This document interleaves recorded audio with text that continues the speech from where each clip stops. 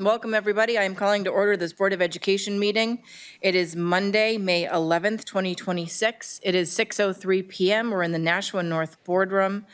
Ms. Raymond, can you do the roll call? And then we need to change the prayer. It's not prayer. The mission statement, and then Ms. Prin, can you do the Pledge of Allegiance? And then when we're done with that, I'm just going to do some housekeeping stuff because we have new people here. You can use your right Sorry, hand. said that quickly. Can you lift your right hand to do it? Okay. Oh, no, I can lift it. Oh, do I have to start? No. No, we have to do roll call first. I heard you talking, so I was waiting because I wasn't sure what was happening. Side convos. Okay. Miss Gilio. Here. Miss Prin. Here. Mr. Johnson is not here yet. I'm here. Miss Lewis is Won't out be here this tonight. evening. Okay. Mr. Salvy's not here yet. Miss Lampier. Here. Miss Lopez. Here. Miss Bishop. Here. Okay. We have Dr. Andrade, Mr. Posca, Dr. Scarpati. I can't see down the, oh, hi, Mr. Gray. Mr. Gray. We have Miss Sad is here. Here. Miss Praturu is studying for her AP exams, which is I have mine. perfectly in line with our presentation this evening. And then I see we already have our guests, Mr. Richard and Mr. Burns from the high schools at the U. So we have a quorum, exactly. No, +1. +1. Okay. We printed out these PowerPoints for you, and you're the only one that doesn't have one. Oh, I'm gonna go get you one, just real quickly. no, I have it on the computer. Is it different than the computer? Oh, it's so I could take notes and I can ask questions. Thank you. You're welcome. It is great. different, Dr. Andrade, right? Yes, based on your comments over the weekend, we updated those numbers and made a couple tweaks. Okay, thank you. Oh, fantastic. Now I'm even happier. Pledge of Allegiance, right? Yep. Okay. And then Mr. Johnson is in. Oh, welcome, Mr. Johnson. Okay. As elected officials, we have the high honor and the serious duty of managing the educational institutions of our beloved city. In our common endeavors, may we find a spirit of unity and understanding which will enable us to face our multiple problems with an objective mind, with justice and charity for all, so that any and all decisions made by us will be for the betterment and greater happiness of all of our fellow citizens.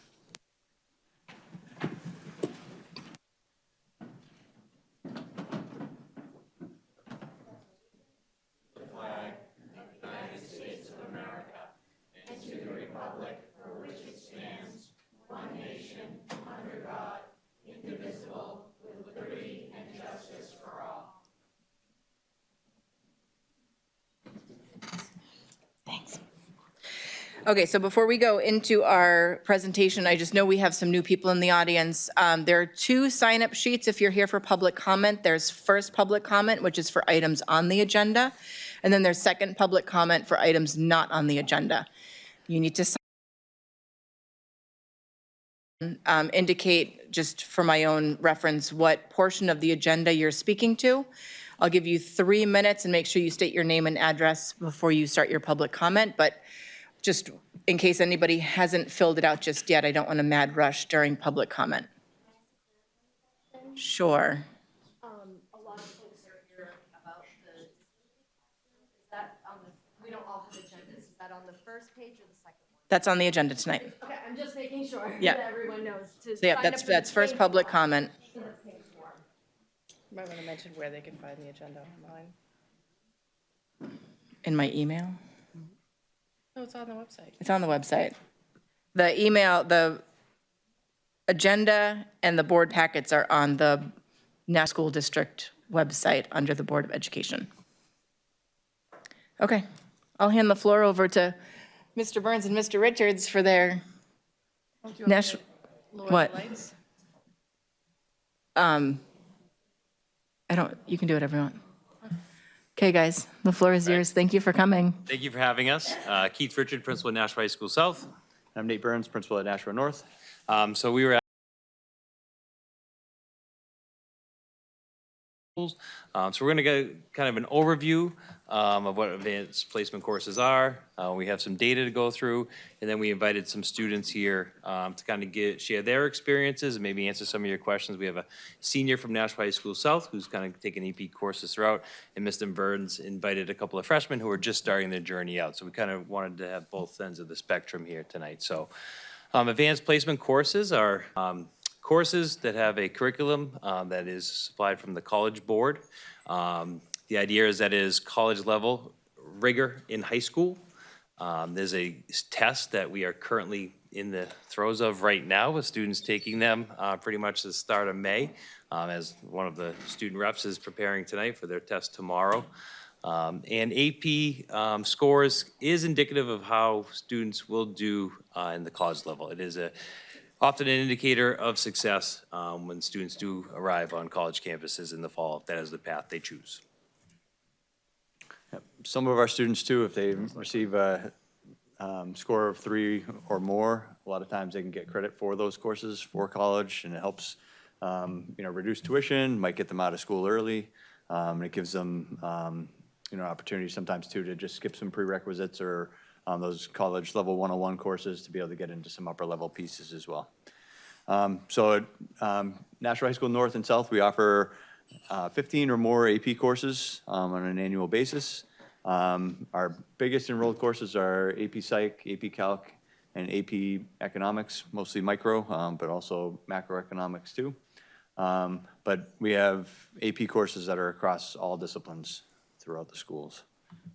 So here we just wanted to show all the different courses that are offered between the two high schools and how many sections are taught. That is a combined number between North and South. One thing that we are very lucky about having large high schools here, we offer almost all of the AP courses that are available. Not all, but most. And as you can see, a lot of our students are taking the courses. We offer 50 total sections. And these courses do range from, some of them are full year courses, some of them are semester long courses. Some of them you would see predominantly ninth grade students taking. AP World History is predominantly a ninth grade level course.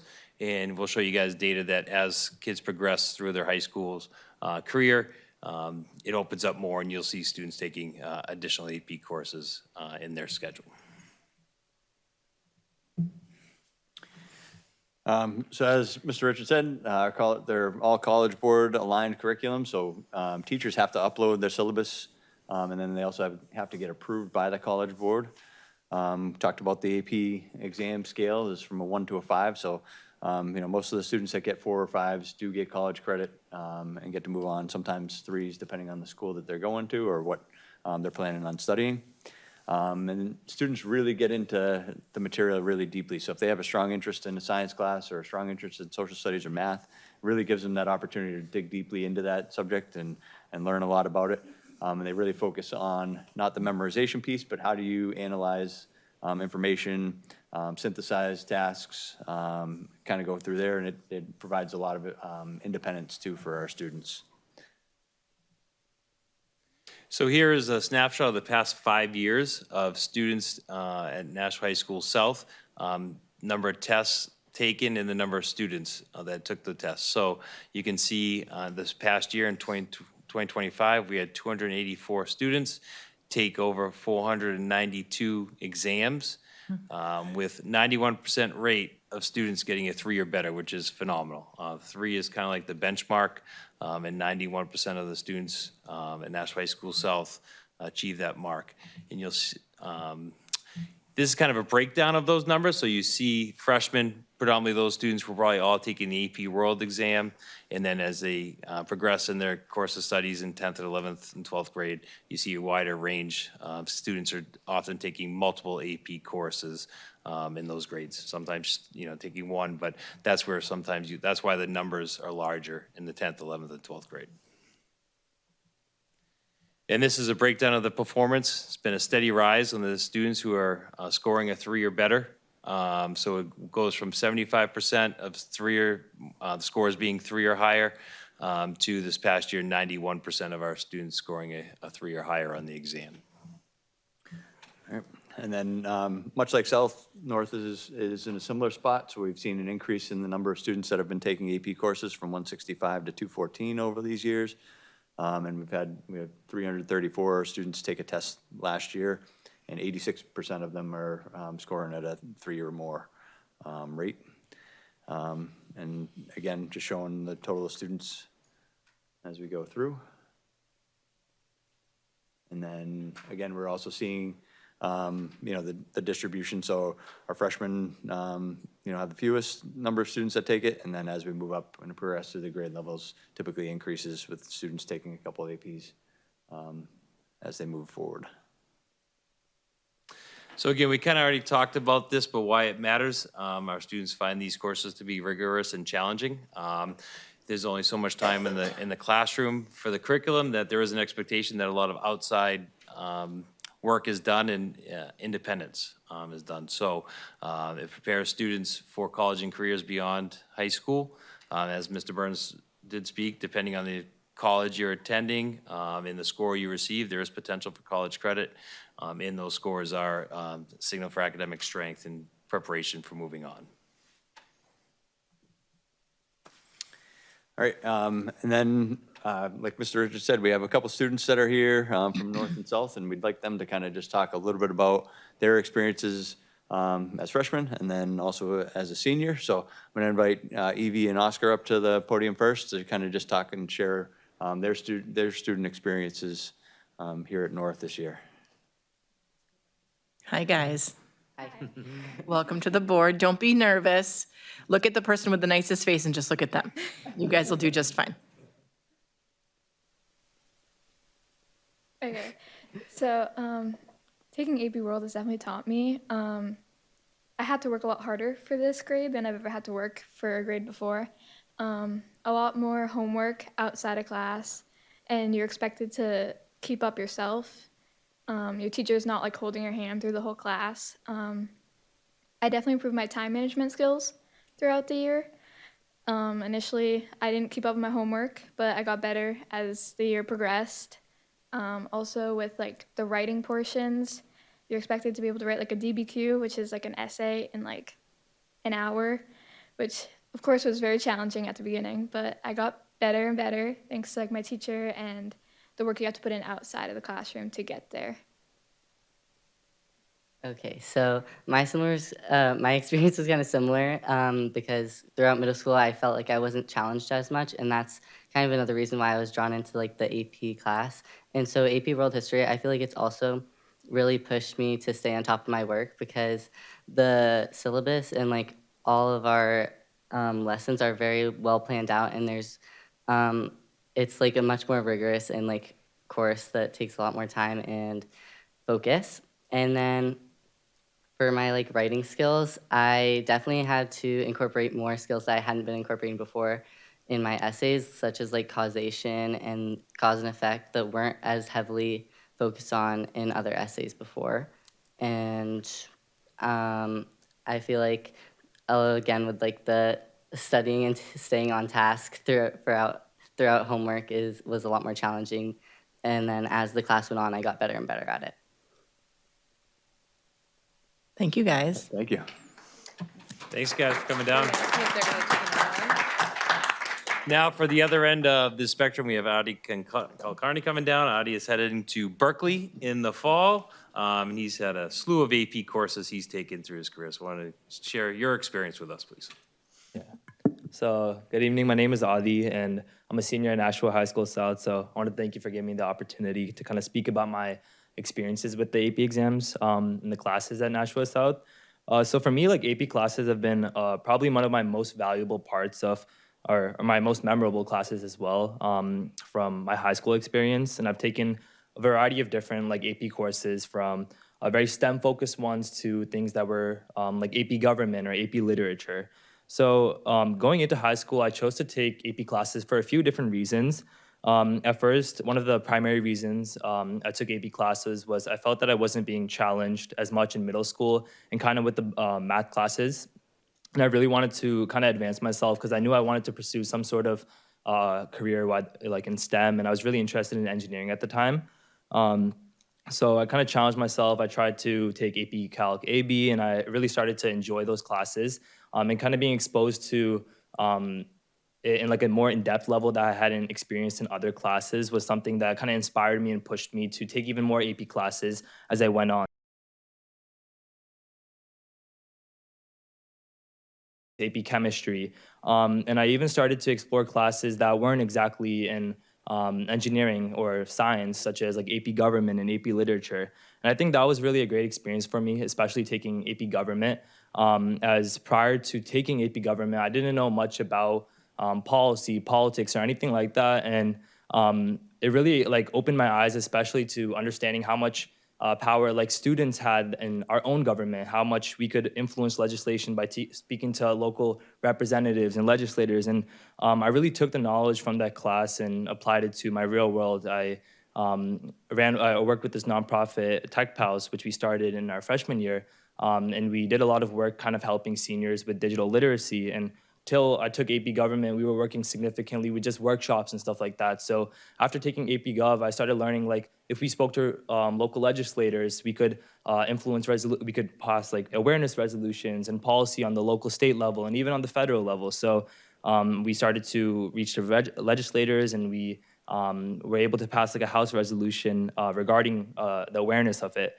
Of the issue. And I think that wouldn't have been done if I wasn't able to take AP Government. So I was really happy that AP Government was one of the courses I took. And then beyond that, like many of the STEM classes even pushed me and consolidated my interest in like engineering and stuff like that. So I don't think I would have wanted to pursue the certain majors I wanted to in college, nor would I be getting the credits that I'm able to skip certain requirements in college if I hadn't taken AP classes. So overall, I think AP classes has been an awesome experience for me, and I definitely hope that more students will take more AP classes and really not just focus on the things that they're interested in, but if they are up for it, to kind of look into things that they're not directly interested in, as they can be introduced to more things, and that they can maybe potentially find interest in other areas and maybe find intersections between multiple disciplines. So yeah, thank you. Thank you.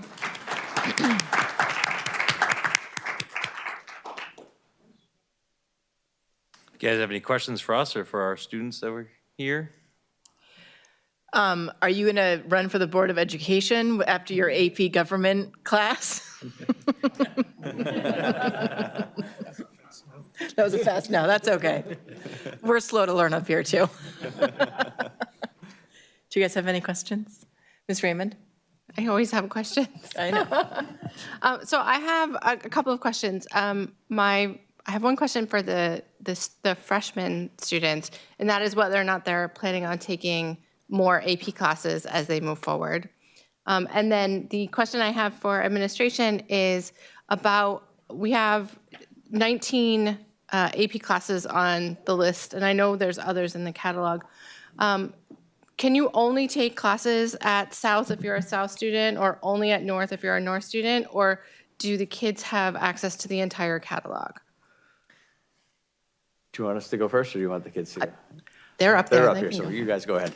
Okay, so I am planning on taking more AP courses throughout my years in high school because I feel like since I haven't been challenged before and now I'm actually starting to be challenged, I feel like it's helping me learn more and develop more skills. And I've already submitted like more AP classes for my next year, such as like AP Micro and AP Gov. And then I'm already planning later years too because I've been recommended for AP Lit and AP Lang. So for next year, I've already submitted AP Micro, and then I'm doubling up in math next year. So then my junior year, I can take AP Calc A and B, and then senior year AP Calc, I think C and D, I think. And I'm definitely interested in taking more like science, like AP Bio, AP Chem maybe, in my future years. Very Thank cool. you. Thank you.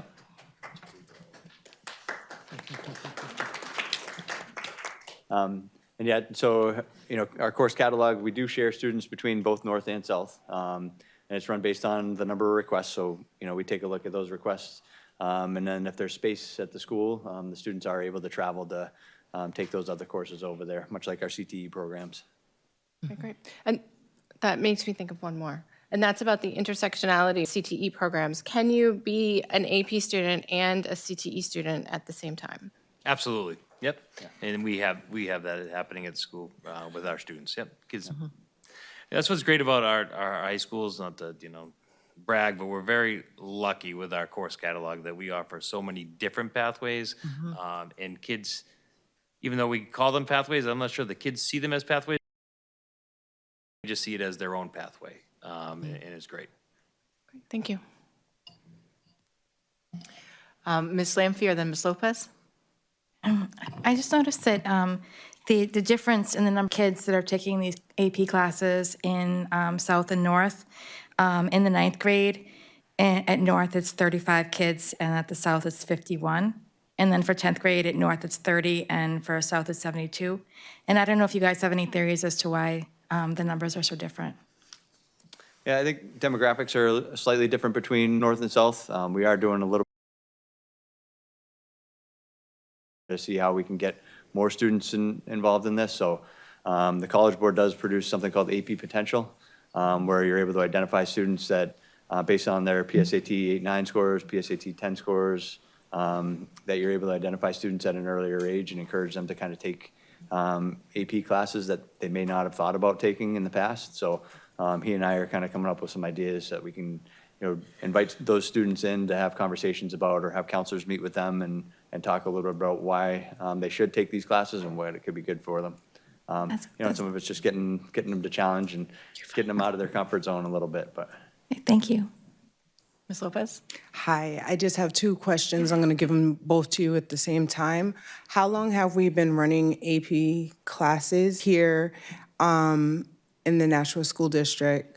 And my second question is how, or if you see there being a change with next year's change to the high school schedules pertaining to these AP classes and the work that we hear that's going on, just going right behind Ms. Raymond. Are they going to be able to continue to take AP classes and do the CTE, or will they have to change or choose earlier? Yep, there should be no disruption in choosing a classes, so everything should continue to run as is. So we're pretty confident in that. I no concern there.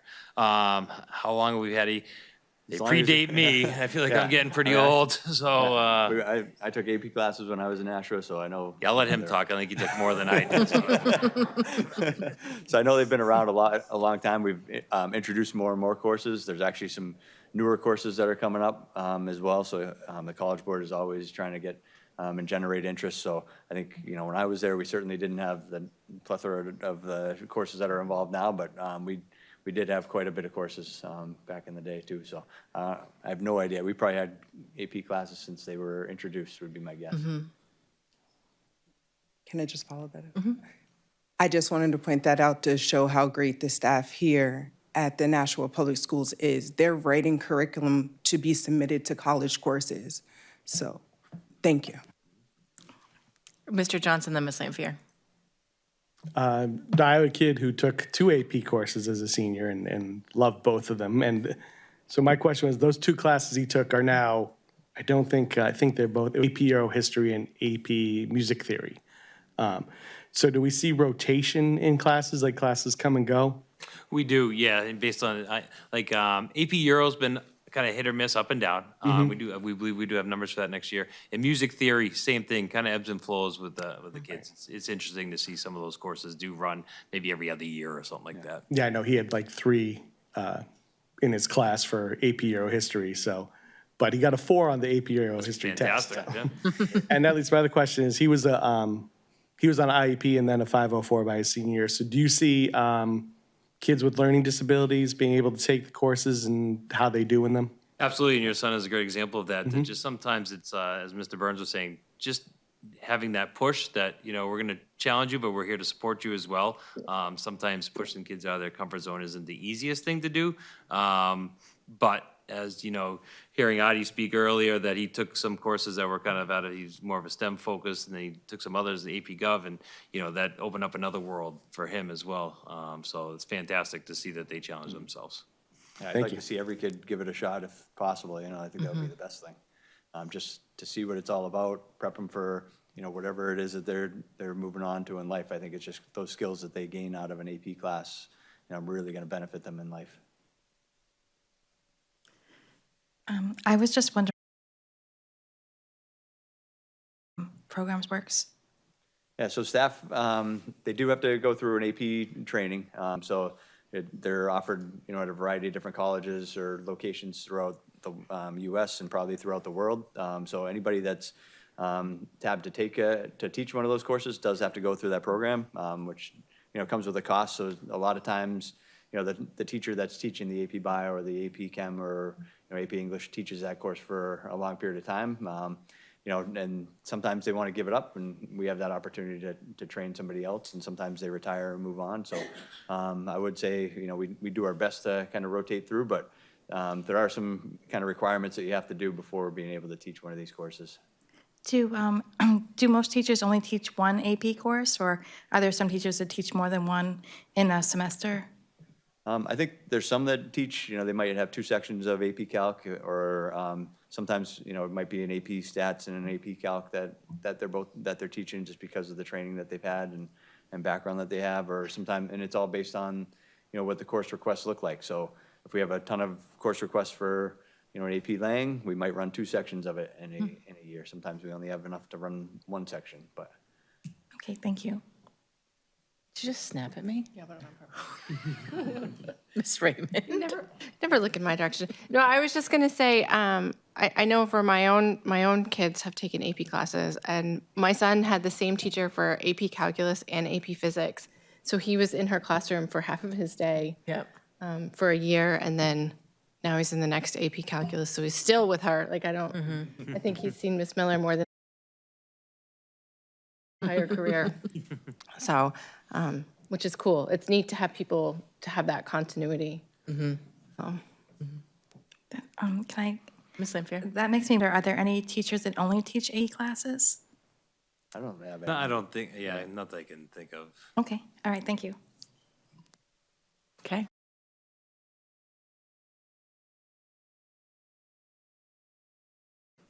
Could I say something? Mr. Posca? You don't look this way either. Just snap at me. Good clap. When we started having some of these conversations led by Dr. Andre and Dr. Scott Patty working with Ms. Print, kind of about these showcases, about some of all the good that really happens in the district on a regular basis. And when I reached out to Mr. Burns and Mr. Richard to ask them about that, I reached out, hey, can you kind of give me a night and do a presentation to talk about? I didn't get any pushback. And I think Mr. Richards kind of alluded to it when he was talking there. This is an opportunity for the leadership of the school to make sure there's a comprehensive program in place for all of our students. And I think the students spoke very eloquently about what that experience meant to them. So I want to thank Mr. Richards and Mr. Burns for their leadership and working with the staff to make sure these opportunities are available for our students. Thank you. Yes, I agree. Ms. Lopez?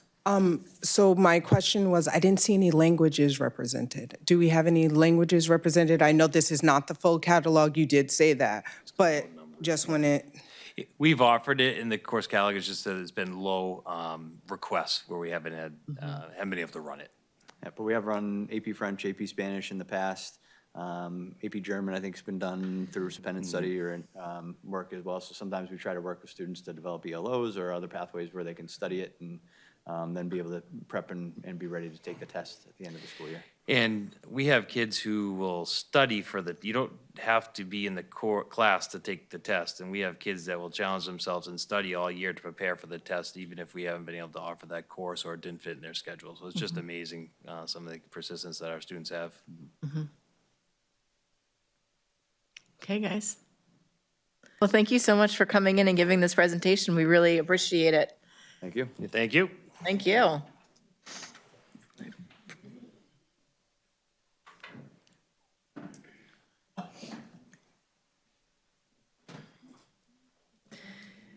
All right. Well, this brings us back up to our consent agenda. I am looking for a motion to approve the consent agenda. So moved. Thank you, Ms. Gilio. Second. Thank you, Ms. Prin. Comments or questions? Seeing none, all those in favor of approving the consent agenda, say aye. Aye. Any opposed? Motion passes. This brings us up to our first public question comment period. Ms. Prin, get your running shoes on.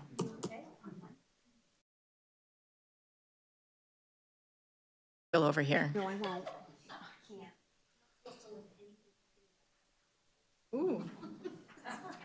You delicate flower.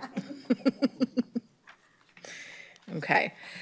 So like I said at the beginning of the meeting, public comments, when your name gets called, come up here, state your name and your address. I'll put a timer on for 3 minutes.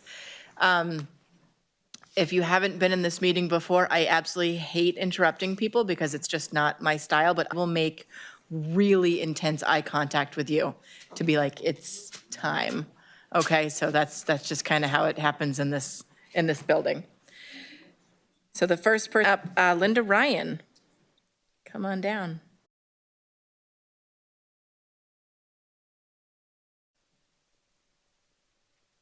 Good evening. I'm Representative Linda Ryan from Ward 2 in Nashua, and I'm here on behalf of my constituents. I've been contacted by 47 folks in the last 3 days, and they're extremely concerned about this proposal to, as we understand, separate students by ability. And I'm asking that we give it a lot of serious thought, and maybe it needs to explain a little bit more to the public forward decisions. I've never been, maybe it's because I'm a retired educator, but I have never been contacted this intensely by a local issue before. Thank you. Thank you. Paige Boschman. Thank you very, oh, sorry. You're all set. Thank you very much. I have a loud voice if you haven't met me yet. Thank you, everybody, for having me come up here.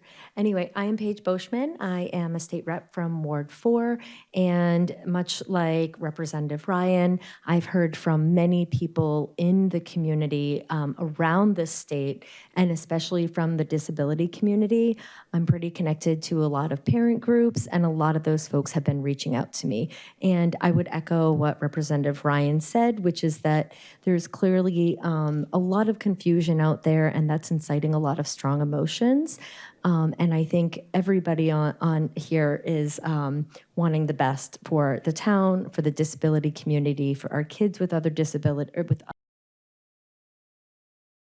this group to engage in a lengthier stakeholder process and just make sure that we're taking our time with this and really taking in all considerations, getting the expert opinions, and really digging into getting the info from all the different groups who will be impacted by this. I think that will do a lot to ease a lot of the concerns that we have right now.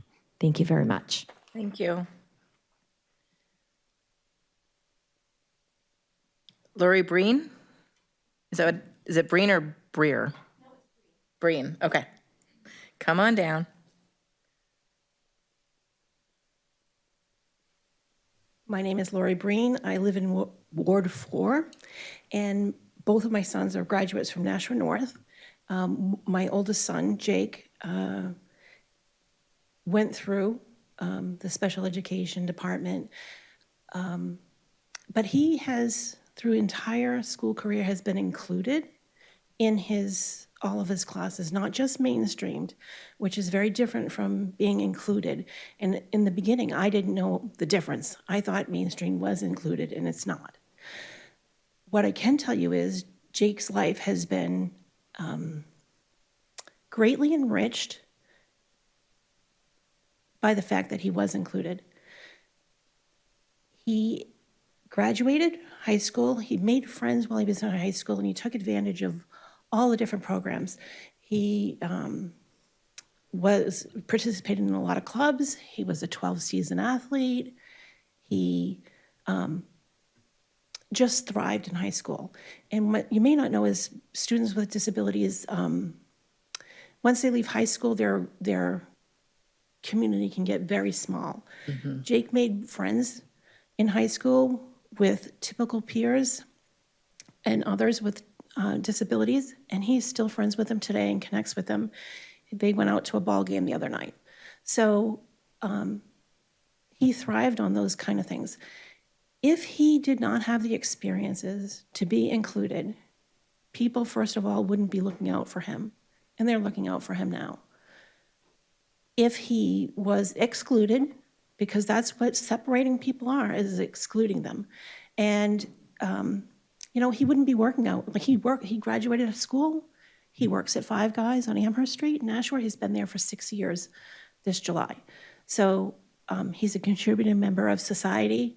He loves being part of this community, and if you were to closet him away, those experiences wouldn't have been good for him, and he wouldn't be able to be a contributing member of the society. I cannot for the life, I just learned about this meeting an hour ago, and so I don't have all the details behind it, but what I can tell you is I was really shocked to hear that we were thinking about segregating our students. This is like not just a step backwards, it's just decades backwards. It's just unbelievable to me, and I can't understand why Nashua would want to move in that direction. It's not the best practices. And Brown versus the Department of Education proved that in the 1950s. And so I'm raising a gazillion red flags, and I will be reaching out to all the people I know to make sure that everyone completely understands what's being proposed here and really what is in the best interest of not just kids with disabilities, but the entire community.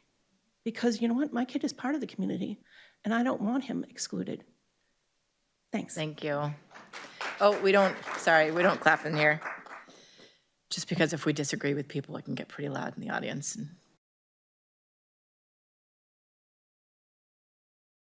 Next up, Amy Wheeler-Tees. Did I say that right? Yep, thank you. Thank you. 93 Concord Street. I'm a parent of 3 students, but 2 of them are intensive needs, special education. Both are in elementary. And there's a lot that I too could unpack from having watched the presentation from the meeting that happened over April school vacation. I did have a conversation with Dr. Andrade earlier today. I want to echo the comments I've heard before, speaking on behalf of a parent who has kids with disabilities in the school district. Everything that has been said so far resonates with me and many others. In the interest of time, I think some of the requests I have of this board and of our city is also to maybe just slow it down. Let's make sure that we're really involving and hearing from all the stakeholders before we make any big decisions about what programs look like or how we decide to place kids in programs or how much of those programs are spent, self-contained versus not. Yes, I'm aware that we're already implementing some of those things, but even what we do today is not necessarily ideal.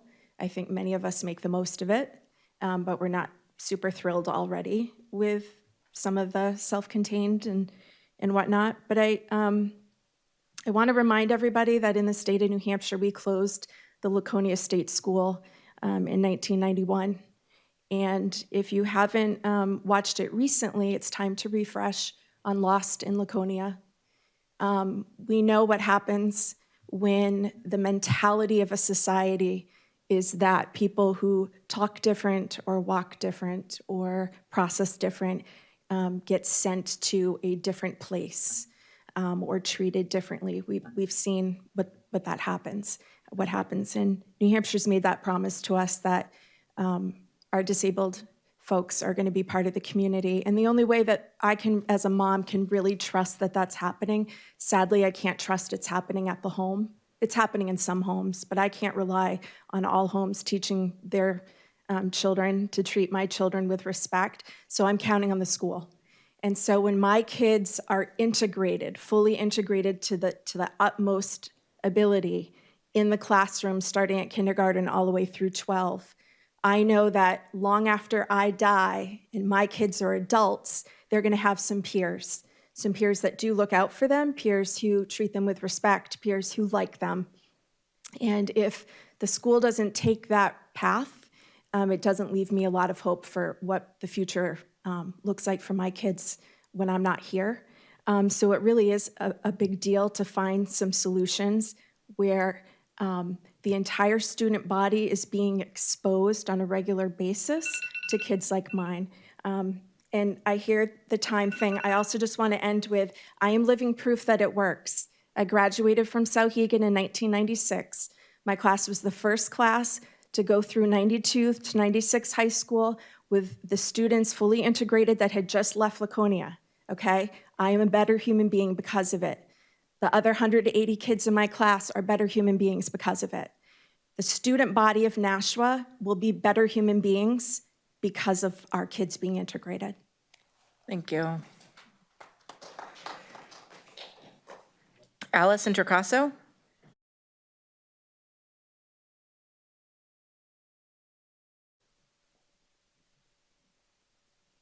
Hello, my name is Alice Introcaso. I'm a mom of 2 children. They were both on IEPs. They both graduated here from Nashua North, and they got a wonderful education here at Nashua North. Both went on to college and are doing very well today. And this is what inclusion does for children. Inclusion teaches the worth and dignity of all. Inclusion in childhood fosters an environment where every child feels they belong and are valued, teaching respect and dignity from a young age. It promotes empathy, boosts self-esteem, and prepares children to thrive in a diverse world by embracing unique perspectives. Inclusion practices ensures all children can learn and grow together. Thank you. Thank you.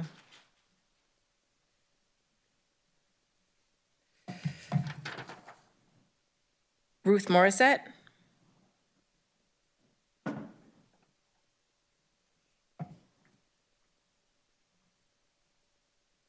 Hi, good evening.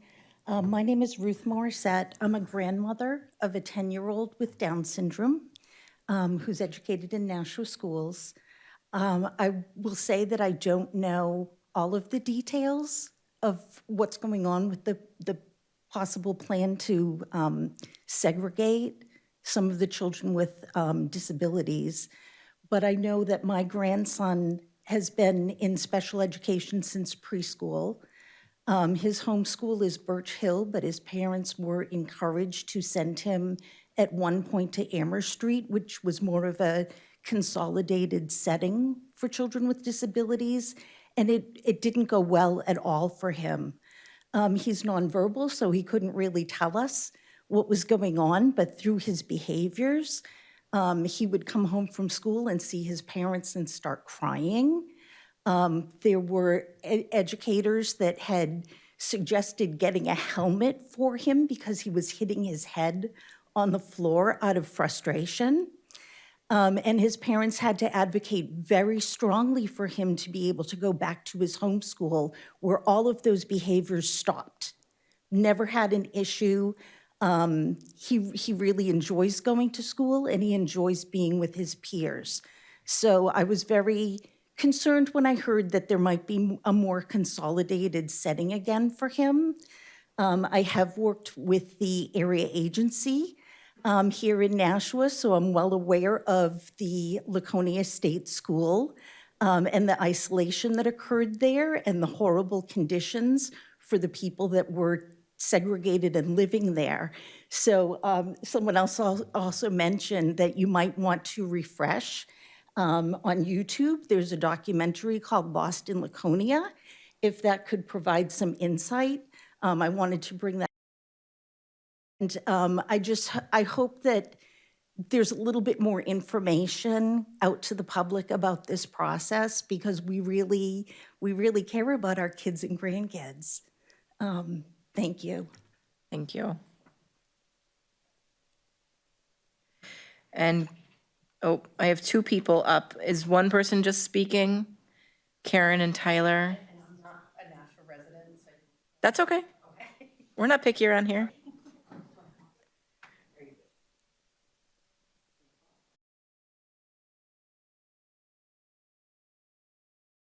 The subtlest, you want to come up? He goes, no. Okay, I was gonna say, if Tyler wants to come up, we can have him use come up, Ms. Gilio's. Come on up.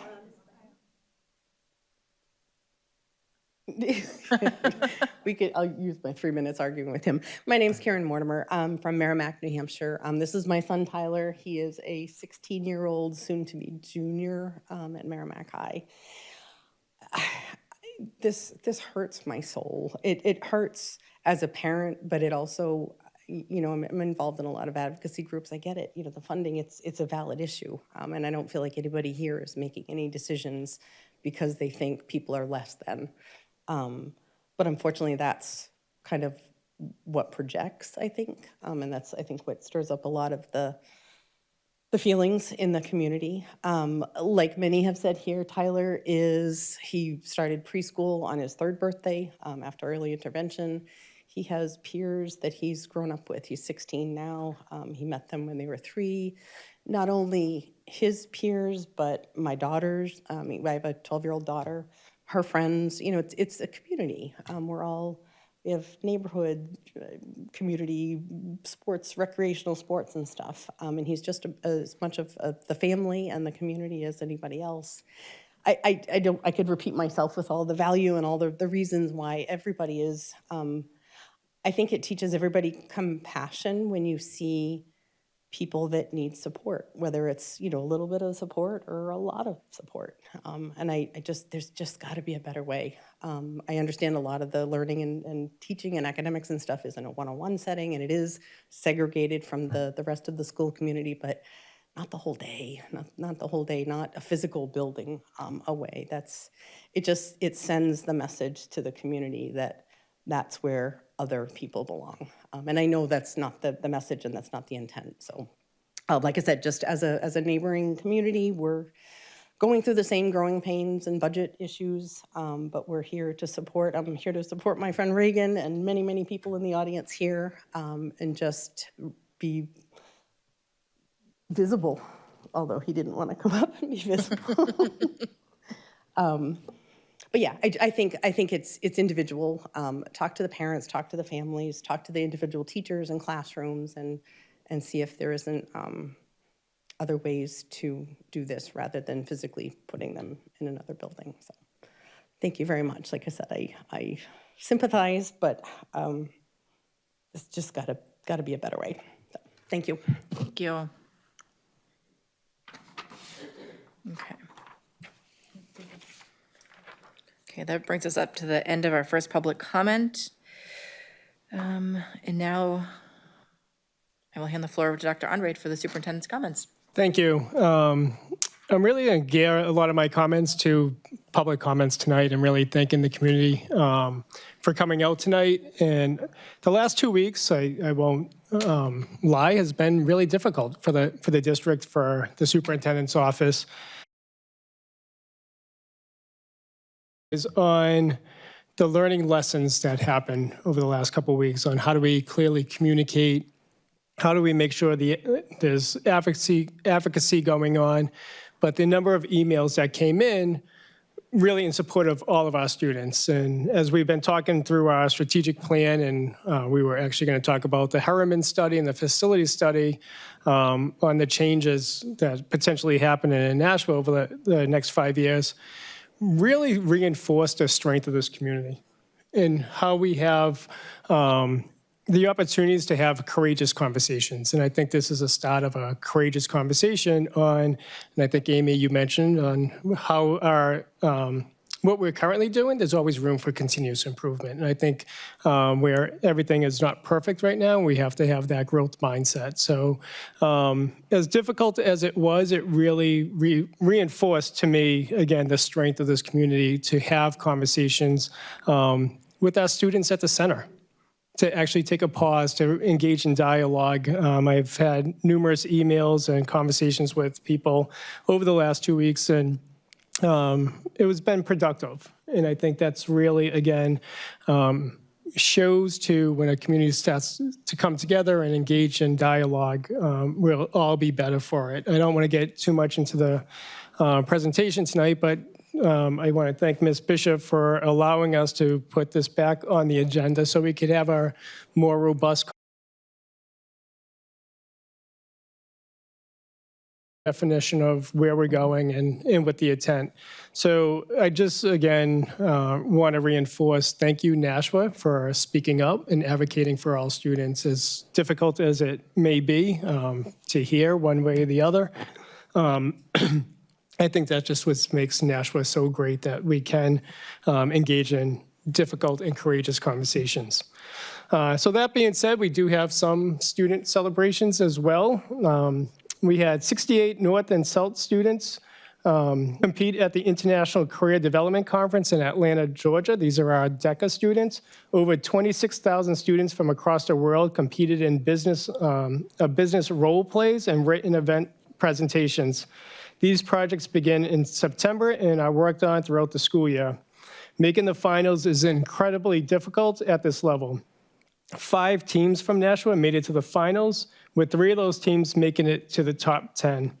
Please congratulate the following students. Finalists in hospitality and tourism operations research was Kashani Ghosh and Julian Kateris Cabazo and Tejas Schudinger for their research of friendlies in Merrimack. Francis Business Planning at Cinnabon was Karus Kavosi, Pranav Pakalepti, and Rain. In the top 10 were Independent Business Plan for Pulse Patch was our very own Sadhvi Pratura, who's not here this evening, and Rutvai Patel. School-based enterprise retail for the Rainforest Cafe was Natalia Guillen and Saha Patel. An integrated marketing campaign product for LifeSmart was Ishan Kalish Azar and Akish Kumar. So congratulations to all those students for representing Nashua High School North and South in the international career development and placing in the top 10. Incredible reflection in our school. And then lastly, just an update on the Battle of the Bridge. South is currently leading 5-2 in one draw. I don't know what the draw was. And our next events are softball is tomorrow night as well, with boys and girls tennis. So hopefully North can pull it out. So not looking good. So congratulations to all of our students for engaging in courageous conversations. Thank you. Thank you, Dr. Andrade. I'll start over here for response to superintendent's comments with Ms. Giglio. Thank you, as always, Dr. Andrade. It's wonderful to hear these great things. And thank you for your comments addressing the topic of concern tonight. I just want to, as someone who's been watching Granite State Challenge forever, I want to congratulate Nashua South for going to the finals and beating the team from Bethlehem last Thursday night. And I wish them all the luck going forward. Thank you, Ms. Giglio. Ms. Prin? Thank you for letting us know about the student successes again. And I'm also really glad that you mentioned talking about the communication. I've also been reading all the emails and posts on social media, people with their concerns. And honestly, as a teacher with a background in special education, it was concerning to me. And I'm really hoping we can have a really good, robust discussion tonight, go in a deep dive to talk about this. Because as you said, I underlined that students are our priority. Every student is our priority. So, and I'm glad people spoke up, and I'm glad that we're going to be having this conversation tonight. Thank you. Mr. Johnson? I just echo that. I'm glad to hear from the community. The emails, the conversations, the people coming out tonight. It's good to hear from people and how much they care for the students in our schools. Also, I want to congratulate Nashua North boys lacrosse, who won the Munson Cup against Nashua South this past week. South was ahead, but North battled back to win. So I tip my cap to North this time. Ms. Lampier? I just want to thank everybody for coming tonight and thank everyone in the administration for listening when the community talks. I really appreciate it. Thank you. Ms. Lopez? So I want to echo everything that has been said coming before me. I'm very proud of the students and the way they have performed over the events and things that they have been doing. So I wanted to start there.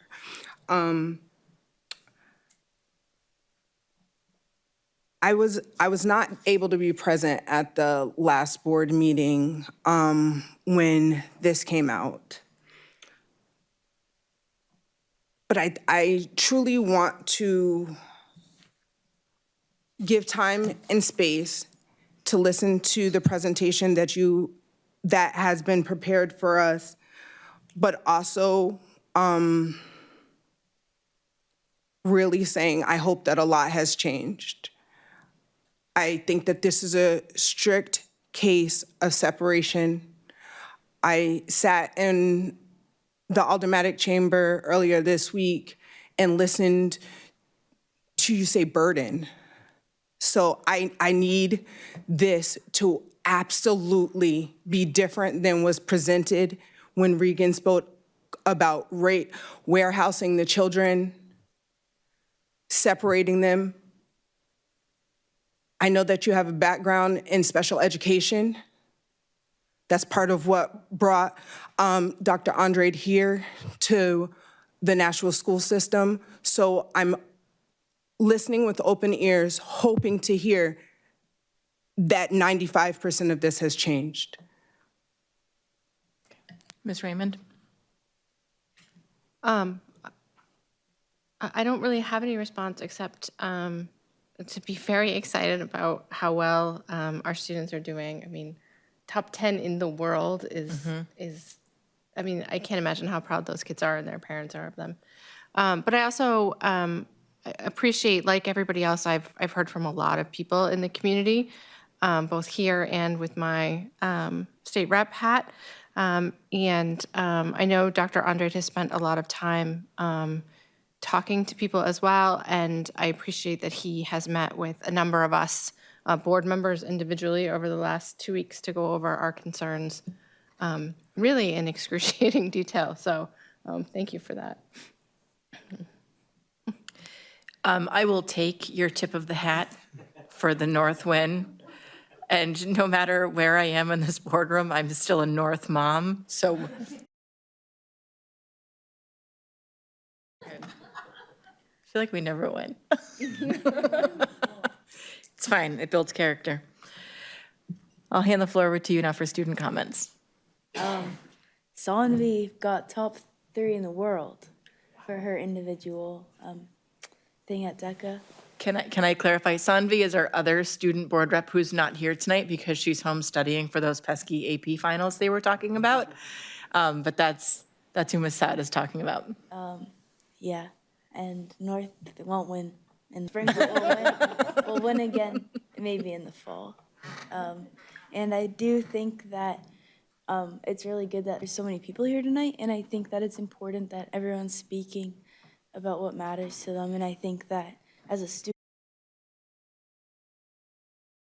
with people who are just like me, so I think that diversity is important, but I also think meeting student needs is important, and ultimately it's a difficult decision, but picking what's most important for the student is always more important.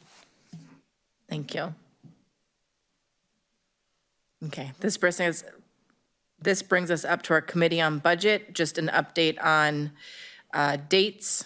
You guys all have them. We still have that conflict with graduation, so hopefully we don't need that many wrap-up sessions, but I like for us to be there just to, I mean, we're advocating for a significant amount of money, and I think it's important that enough of us show up to let the city know that it's not something that we just do in passing. But with that said, we're all here to make sure all the high school kids graduate, so it's the 2 highest competing priorities on one night. Okay, so Committee on Finance and Operations, we didn't have a meeting last week. This brings us up to our Committee on Policy. I will hand the floor over to Ms. Raymond. All right, thank you. For some reason, the motions are not in my minutes, so I'm gonna have to write them down as we go.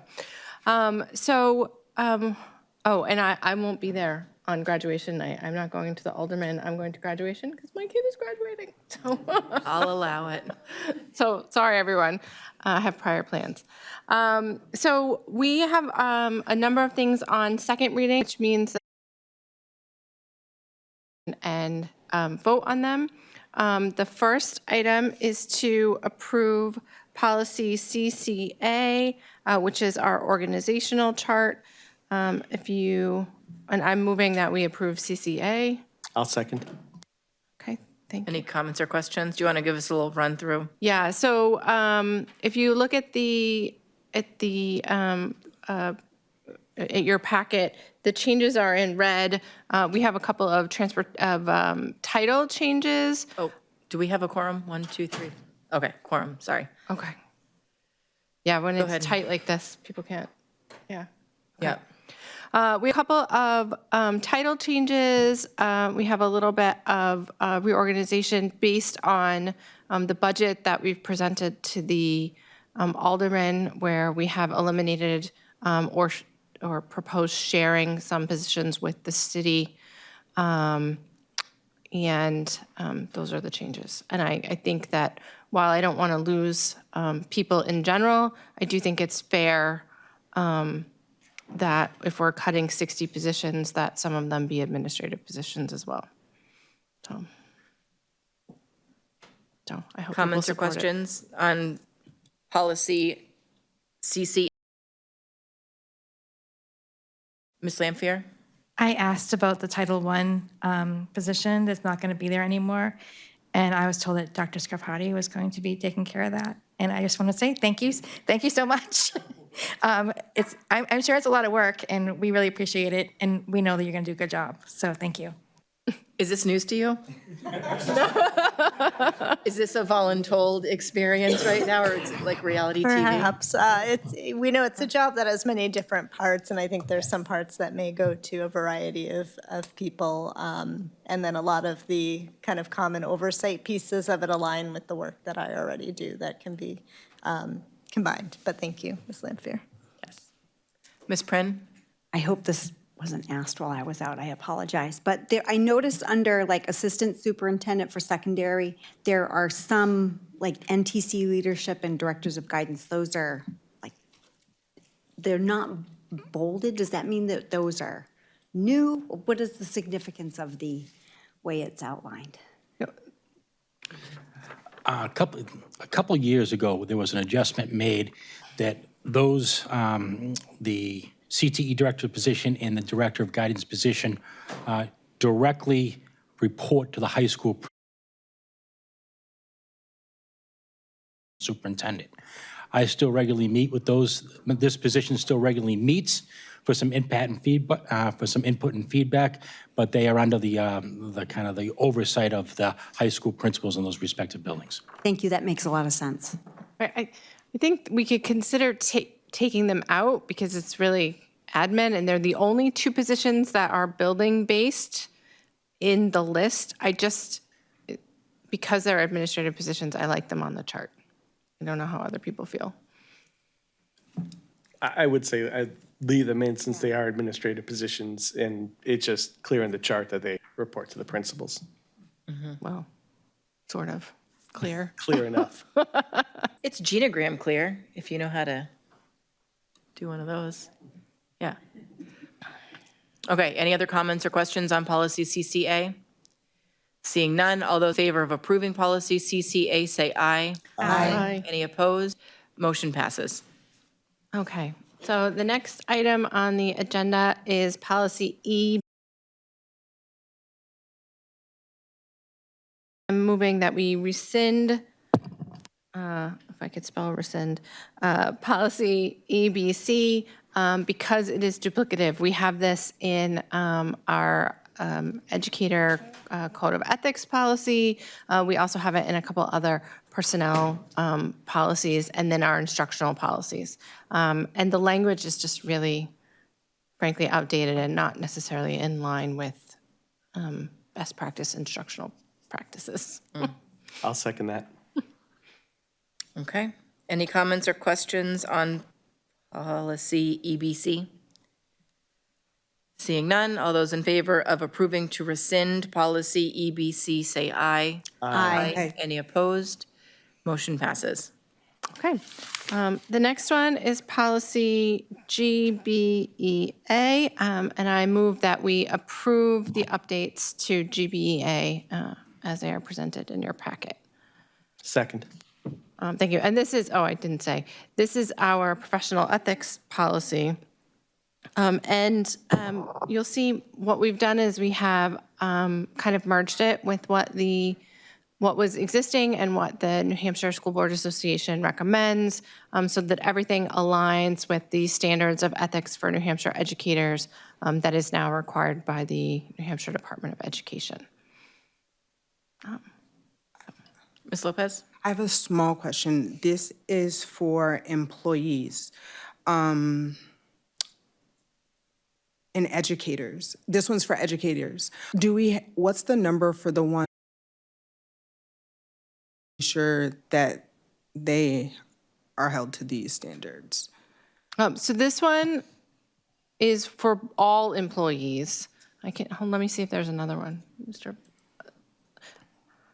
Because the state level. Yeah. That's what you're talking about. So the professional standards for educators is the state one, and that's the new reference we added. But this policy covers every employee, whether you are a custodian or a bus monitor or, a food service person.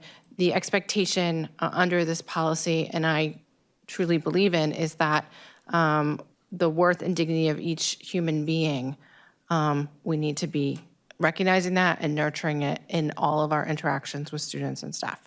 And that's really what the policy gets at. Absolutely agree. I was just wondering about the educators, but thank you so much to know that it covers all staff working in the buildings. So if you And us board members have one too, in case you haven't read it. You're supposed to sign it, but I haven't got it from you. I don't have all of our policies memorized. What? Somehow. However, I do know, so we have several that cover code of conduct for employees. There's this one, the professional ethics policy. There's also one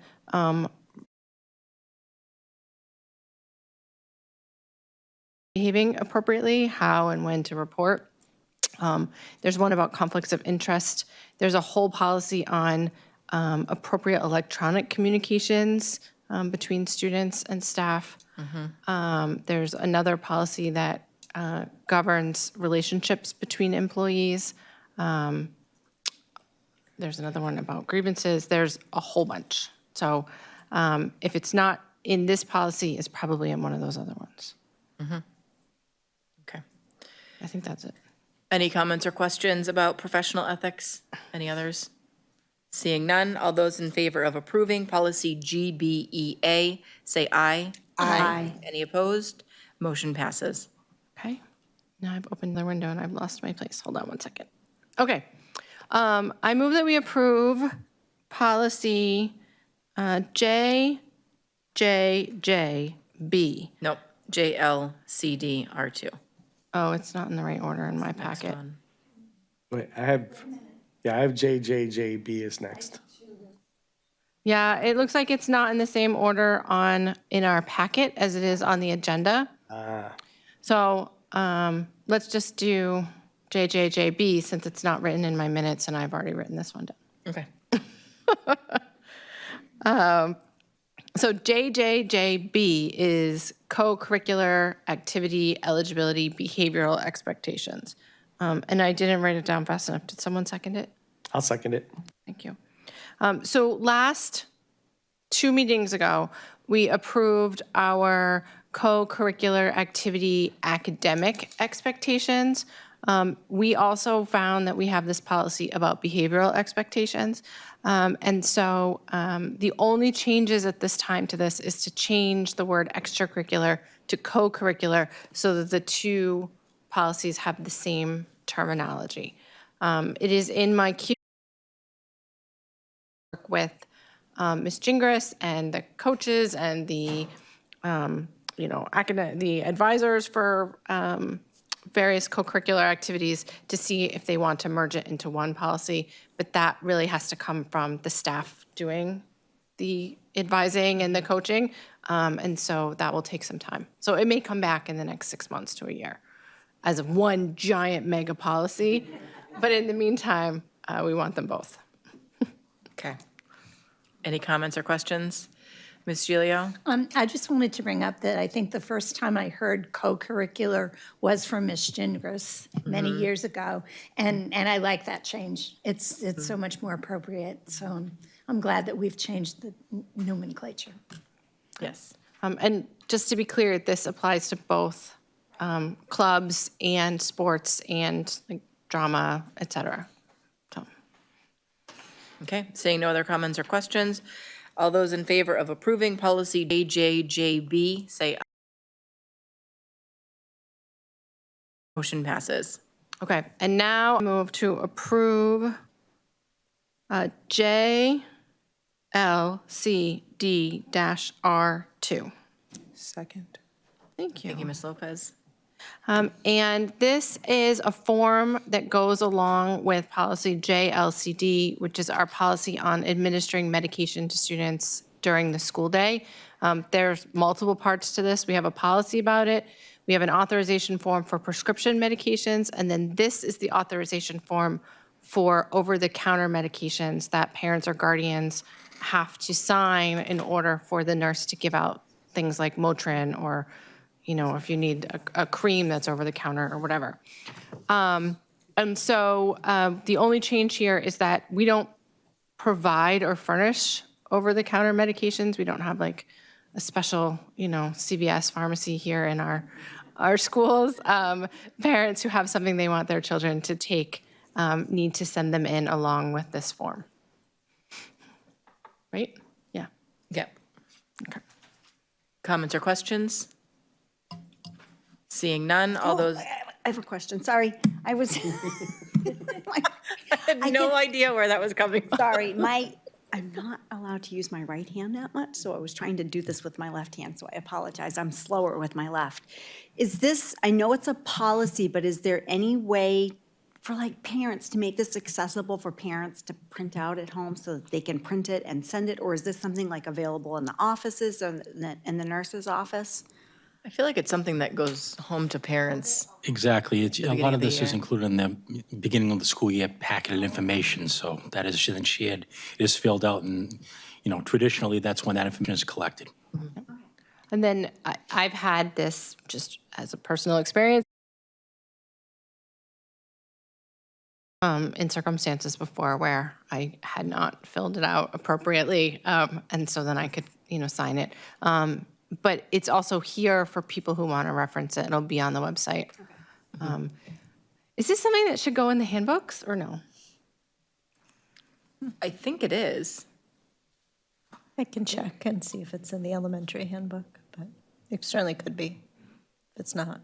All right. They should include it when I get the letters from Mr. Burns about my kid's attendance. Like, here's some Advil. Kid doesn't need to stay home that much. I was also going to add that the prescription form out, like I had a nurse contact me about, Yeah, that's different. the prescription form as well and getting that filled out. Right. So And the nurses are pretty good about reaching out to parents to fill out these forms when necessary. yep. All right, guys, so everybody in favor of a.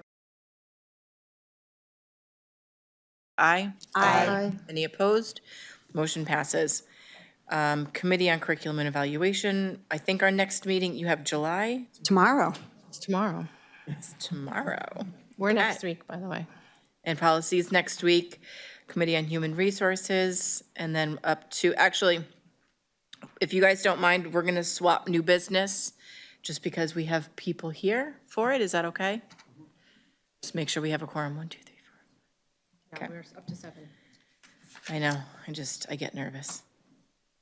All right, Dr. Andre, I'll hand the floor over to you for new business. So the first motion is to make a recommendation to approve the personnel recommendations dated May 11th, 2026. And those recommendations are in your packet. Are they Confident. after the Yeah. PowerPoint?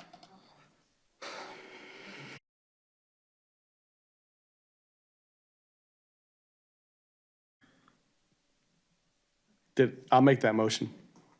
Thank you, Mr. Johnson, and I'll second it. Any comments or questions? If we do, we have to go into non-public. Okay. So no comments or questions on the renomination list. All those in, No. No, this is just the personnel recommendations sorry, the for, personnel recommendations. just, that's the next one. Sorry, I got it myself. That page. There we go. Excuse me, I do have a question, and I don't think that it is a non-public question. And we can go into non-public if it is. My question is, are these related to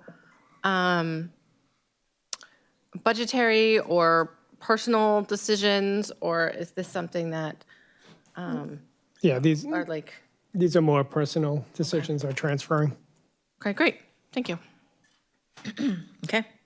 All those in favor of approving the personnel recommendations dated May 11th, 2026, say aye. Aye. Any opposed? Motion passes. Need to make note that Ms. Gilio has stepped out. Oh, nuts, so she didn't vote? She did not. Next, I'd like to call down Chris McCollum in the audience. So Chris, Do we have a chair for him? Yep. We do. yep. So Nashua School District, but tonight we're going to be making a recommendation to elect Chris to the position of the principal at Birch Hill, effective July 1st. So I know we'll open it up to questions, but Chris, if you can kindly introduce yourself and why you want to be the principal at Birch Hill. Why? So I'll give you a moment to adjust to the accent. As you know, if you've met me before, I was not born around here. Why the principal? So currently I am working at Brentwood Academy, which I've enjoyed immensely. But do you know, my love, I started as an elementary school teacher in Australia. I continued that in the Timberlane School District. And eventually became an administrator in elementary. And at one point, I was like, you know what else is there beyond elementary? And so I have, in the last 4 years or so here in Nashua, worked firstly in a program called Project Succeed, which you may remember, and now in the last couple of years in Brentwood. So why, to answer your question, long way to get there. Why? Because that's my love. I like the role of principal. I like all the aspects of being a principal. I know it's a difficult job. I did it for 20 years, well, assistant principal and principal for 20 years. I know what I'm getting into. And in my last 4 years here in Nashua, I have been very welcomed. I've learned a lot. I've been very well supported by the school administration at the SAU level, and also by my colleagues and those that I work with. So there's an opportunity to be a principal here in Nashua. I said, okay, I'll give it a shot, and here I am. We're happy to have you here. I'll open it up to questions on the floor.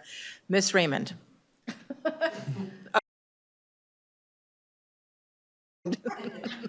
I obviously have questions. However, I was in on Mr. McCallum's interview team because we always have a board member, and my children went through Birch Hill, and Birch Hill has a special place in my heart. So I was really thankful to be part of that team. So I was waiting to see if anybody else had questions.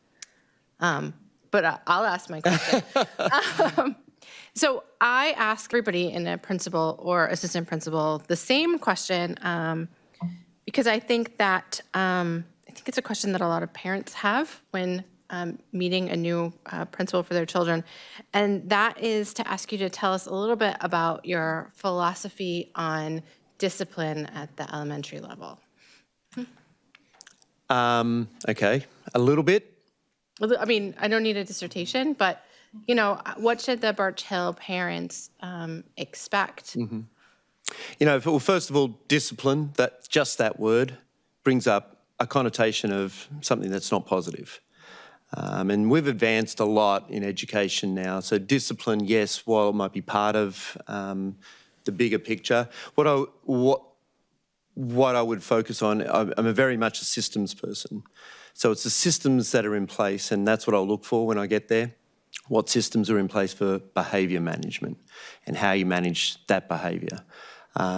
So there are a lot of things that we can do. There are probably a lot of things in place at Birch Hill, and I've heard good things about Birch Hill. Only a small amount because, as of tonight, this is the first introduction, I guess. So I am strong and fair. I have worked with some very tough all the way through to high school now. So I have an experience of what great compassion looks like, great understanding, but also, great, structure and what is expected in behaviour, and understanding all the different parts of our community that are going to be affected by any misbehaviour. So the discipline part is, yes, there comes a point where there is some type of discipline, but looking at the bigger system, at the restorative piece, at the restitution piece, and at the building good systems is where I'll be. That's it. That's it in the short version, but I could talk for a long time about that. Yeah. Ms. Lamphere, then Ms. Prin. Okay, so one of the things that we're discussing tonight is that the project achievement classes are all moving to Chill, all 4 of them. And I didn't know if you could say a little bit about how your experience at Brentwood will help you with the kids from project achievement. Many of the students who make their way to Brentwood eventually came through project achievement. This is their pathway, and this is one of the great things about Nashua. They have a pathway through the elementary, through the middle, and into the high school. And it's for some of those students who do not fit into a bigger setting, that's where they will see success. So yes, I know it's a bigger picture, and it's tough for the community because we are always thinking about inclusion in our schools, and so I guess the closest I can come to that from my life experience as an educator is when I was an administrator in Derry. Inside my school was a program for children with high-end autism program, and it was integrated as just like any other program. So while it's embedded in the school, those students are part of our school regardless. Thank you. Ms. Prin? Hi, I see on your resume you things that you can share about your knowledge of social emotional learning. Like, are there any particular programs you would encourage We teachers just to did use? the most amazing thing at Brentwood. So I don't know if you've ever watched the series on Disney Plus, Limitless, with Chris Hemsworth. Yeah. Firstly, he's an Australian and he's Thor. So he has high Yes, interest. I know who he is. You know him? Mm-hmm. The program, I guess I could say I developed, with the help of the staff at Brentwood, was based on, so that series has different focuses for each episode, everything from strength to resilience to, so we really focused on all of those at the lessons we created. Focused on those, and then at the end of the month there was a field trip. So for the one on shock, there was an episode on shock, and many times in our lives things happen to us, and not just physical shock, but emotional shock as well. I found a place in town that had a cold immersion tank, and that's where we went for our field trip. So the kids got to experience, we watched the show, we did all the lessons that went with it, and then we got to experience something that was related to that. But at Brentwood, it's a therapeutic school. That's what we do pretty much every day. So that's just deeply embedded in how I approach students and learning. It's the best part of learning, I think, even better than math and reading, right? Yeah. Mr. Johnson? I just want to see the students at Birch Hill when you welcomed them to school and they hear your accent for the first time, how they react to that. It'll be something else to experience. A lot of people, first of all, were like, what did he just say? Takes you a little while to tune in. Yeah. Well, I'll end this discussion with, I've worked with you professionally before in a couple of different areas, and you are definitely extremely respectful of the students and the families and how growth of the district doesn't hurt. It keeps people engaged, I bet. And just to top Miss Raymond, because this is what I like to do, I actually went to Birch Hill as a student, so. Oh, wow. I know. Guess what? It's in good hands now. Good, I'm glad. But it's nice to welcome you into the district. We're excited to be working with you, and I think you're stepping into a program that is already very successful and has a lot of opportunities ahead of it. So thank you very much. Thank you. I am looking for a motion. I'll read it. Okay. I move that we elect Chris McCallum to the position of principal at Birch Hill Elementary effective July 1st, 2026, at an annual salary of $118,244,000. Second. Were you making that motion, Ms. Raymond? Yes. Okay. Second. That's right. For a second, comments or questions in addition to what we've already commented and questioned? Seeing none, all those in favor of approving Mr. McCallum to sign on as our Birch Hill principal, say aye. Aye. Any opposed? Motion passes. Welcome to your new position in the district. Congratulations.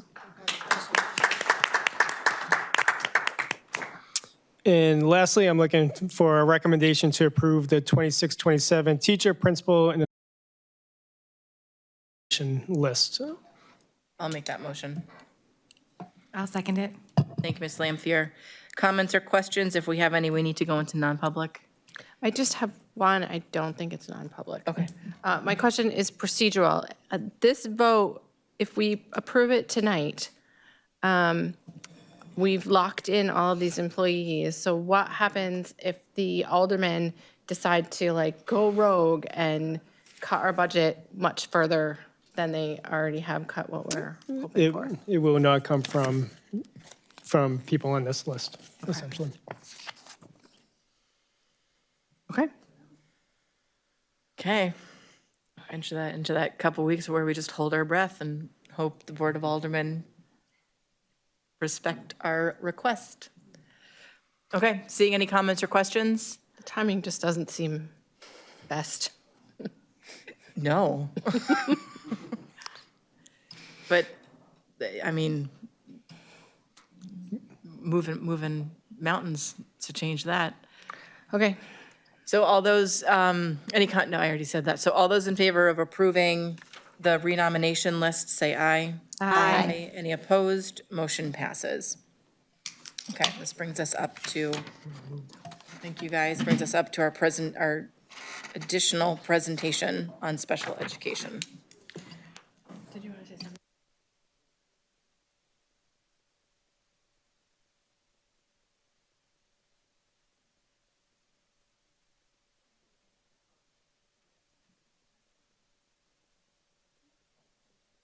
I did this out so I could write them down. Sorry, just before we do the presentation, Dr. Andrade printed out the PowerPoint for you so you can write down questions as we go, and then we can answer questions at the end of the presentation.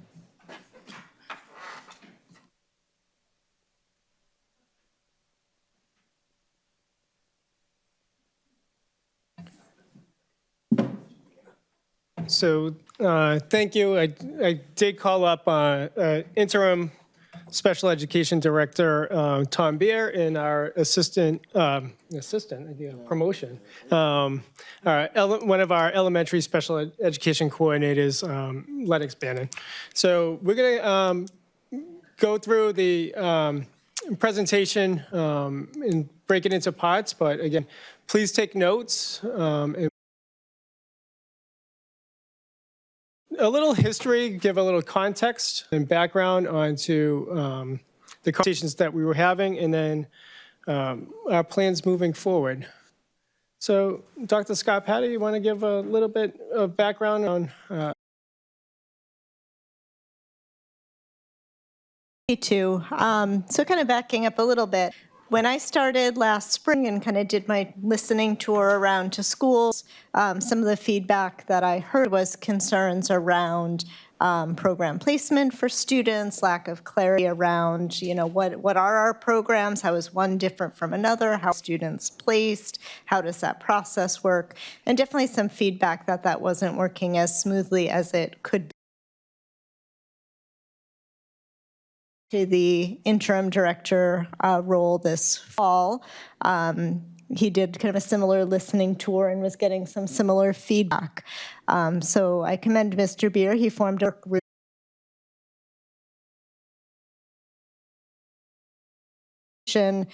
Different staff members were engaged in that from across the district. I believe the group met 3 times to kind of gather some information around what were the issues that people were seeing, those that were kind of closest to the work. So one concern that came up was a lack of clarity around the referral process, right? What is the packet we're using? What's the timeline? When do we hear back? Those kinds of procedural questions, which could easily be addressed with updated flow chart and time to clean that process up. The other piece was bigger, right, around a lack of clarity around kind of what made these programs special, right? We have sub-separate programs. We had sub-separate programs in 8 of our 12 elementary schools. How is this program different than this program? And when program referrals go in, kind of how is it decided what program is fit for that student, if any of them, right? Curriculum, supports, services that are available in the different programs in order to best serve students' needs. So there seemed to be a lack of clarity around that piece. And kind of a sense that when a packet came in or a new student was, moved into the district and had a separate placement, they kind of were placed where there was an open spot, an open seat as a into a program that had services that matched their individual needs. So really seeing a need to kind of dig in and address that. I'm going to skip around a little bit. All right, so kind of just digging into that piece a little more, like what is the impact of having lack of clarity around these programs? If you want to go to the next slide, I'm going to be bopping around a little bit. So one piece is from a kind of a teacher and a related service provider and paraprofessional perspective. It makes effective service delivery for students more difficult that have a broad range of needs and services and a broad range of inclusion times. Managing that becomes much trickier. And one we were hearing from teachers was sometimes when really difficult time for a stretch time, obviously a lot more resources that are needed to support that student, which is completely appropriate. But at the same time, then that's pulling services from time scheduled, but now that student isn't able to get there into their inclusion time because the paraprofessional who facilitates that is assisting with another student who's having a difficult time. Or maybe the teacher is supposed to do a small group so they didn't get to that group, right? Some of those challenges that come up when there's a broad range of needs in a classroom. So that was kind of one kind of strand of feedback that we were hearing. The other pieces then related to that, sometimes the request would then be, well, in order for me to run my classroom effectively, I really need help with the students having the hard time, which is fair. So one thing that we found was requests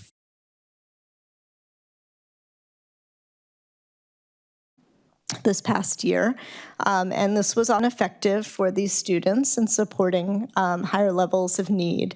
It is a very pricey support. And what we found is we were ending up with kind of pockets of this around the district in different classrooms, and feedback from teachers that well, it's not that the student needs a one-to-one, just with the mix of students in my room, I need that because without that, I can't meet the needs of student X, Y, and Z. So kind of the incoherence of the program delivery and the program structure leading to the need for some of the contract services that we really saw escalate this past school year. Kind of simultaneous to this, the other piece that was happening is this year at Sunset Heights. Sunset Heights houses 3 of our programs that serve our students with highest levels of needs in the district at the elementary level. They are primarily self-contained programs for all 3 of those classrooms. In one of those classrooms this year, we ended up contracting with Constellations. That really stemmed from a need for staffing as we got close to the start of the school year last year. But as part of that, we really kind of thought out of the box and looked at some other services for that classroom. So with that, we have a full-time BCA, and we also have behavior techs. And what we were seeing is that the students in that classroom were showing So we had students that were really showing growth in their learning and engagement. We were showing significant reduction in restraints and seclusions, reduction in staff injury, and just a much more productive learning environment. There were also a couple of students in that program that had been on kind of like the watch, like the student may need an out-of-district placement based on how last year went, kind of just keep an eye on that. And those students were very successful in the classroom with those additional supports. So we're kind of like, I wonder if other students in the district would also benefit from some of those supports. And then the other thing we were noticing this fall was an increase in students attending private AB. Either starting school late with us. So for example, instead of starting in preschool or kindergarten, not joining the public school until 1st or 2nd grade because they'd been in full day ABA private placements. Or students doing partial days with us. So a student might be in a general education classroom or a sub-separate program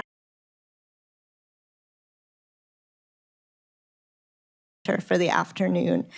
So kind of just, it seemed to be something that parents were looking for more of this ABA type aligned service for students, which is kind of more of what was being provided at Sunset Heights in that program. So kind of circling back, that next step that happened, and I'll kick it over to the rest of the team. So the SEAT team, the special education team, kind of went back and really looked through IEPs as currently written, just to see kind of what do the IEPs look like of students in the different sub-separate programs that we currently have across the 8 schools. Looking at time and inclusion, services that are needed, para support, BCBA consult, et cetera. To see kind of what emerged from that, what themes emerged in terms of similarities with service grids. And we saw that that there were students in other programs that had very similar profiles and needs to students at Sunset Heights. So kind of our first thought was like, can we expand to that program? We've seen success, it's doing well for students. Could we add an additional classroom or 2 at Sunset Heights? that have similar needs could benefit from that. Unfortunately, there is no space at Sunset Heights to add additional classrooms. We went and walked to school with the administration there to see kind of what else might be available for space. Unfortunately, it was not a viable space.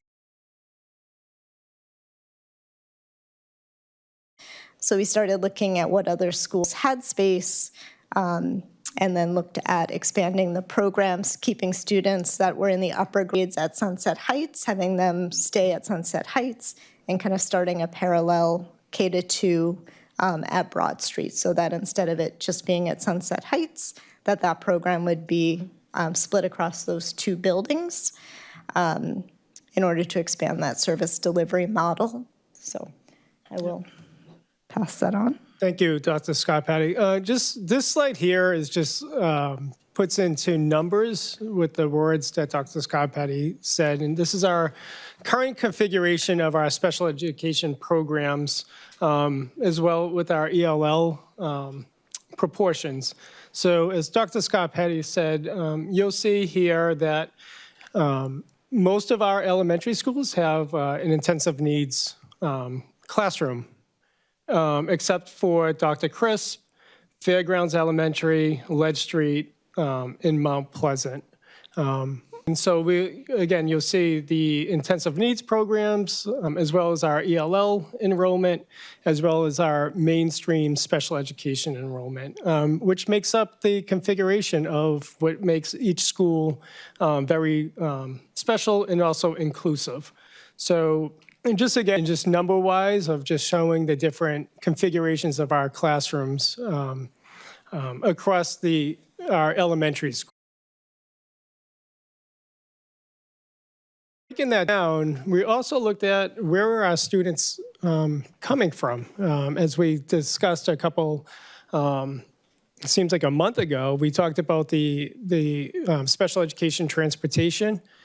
And so this slide, I'll walk you through a little bit, is on the left-hand column is, or across the top, all our elementary schools. And then down the left-hand column is the attending schools. And what's being highlighted is, so at Amherst Elementary School, there are 5 students in intensive needs programs. Neighborhood. And so out of the 18 students, if you go all the way down the Amherst Street column, there's 18 students who are in an intensive needs program across the district. And only 5 of those students are being educated in Amherst Street. And so you can go across neighborhood school at Birch Hill, there's only 1 student in their neighborhood school. Broad Street, there's only 1. Charlotte, there's 9 students. And you could see Dr. Crisp, Fairgrounds, Ledge Street. There's over 30 students in special education programs who are already at different schools across the district. So we really want to make it transparent on where are the students coming from, and how is an intensive needs classroom configured? Because it's currently not by neighborhood schools in the makeup of the class rosters. And as Dr. Patty, this is what we noticed when we looked at, this is a sample intensive needs roster right now in one of our schools. And you can see a wide variation on how this class is made up. And so this is a grade 1-2 classroom. And we have students who are, when we look at their service delivery, group para support. And then we look at the hours in general education. So again, we want inclusion to happen. That's, as people said, that's where this is a restrictive environment. That's where we want our students when in the general ed setting, and we want that again, as much as possible. But you can see here in grade 1, the first student has access to a group para and is in general education setting 5.5 hours per day. But there's another student who's only in general education student based on the IEP for only 1 hour a day. And it's really, how do you make up this classroom? What's the para support? How do you ensure that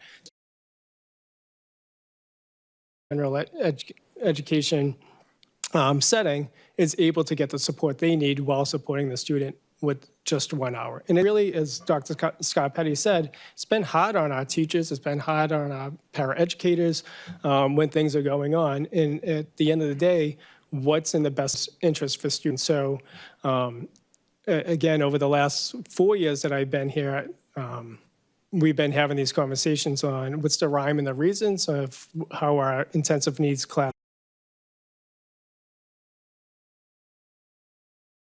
the specialized instruction go on in there. So we just wanted to make this really visible on this is our current status and what's that continuous improvement on how might we do better while meeting the students' needs. So again, we're looking at addressing those concerns, and we thought it was really the clarity would come into how do we define the levels, different levels of support, because in this classroom,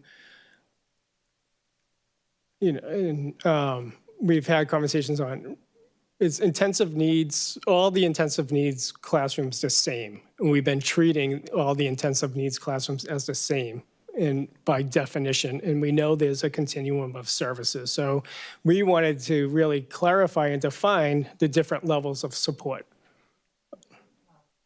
Hold on, we got it, caught it. And so,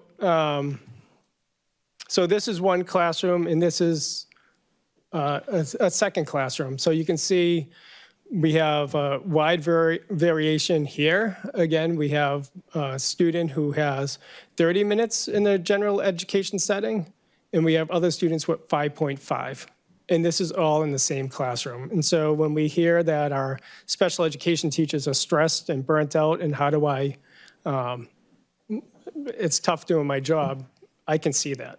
And so this is, again, really working through the IEP process on making sure that all the students' services are being met and making sure that we're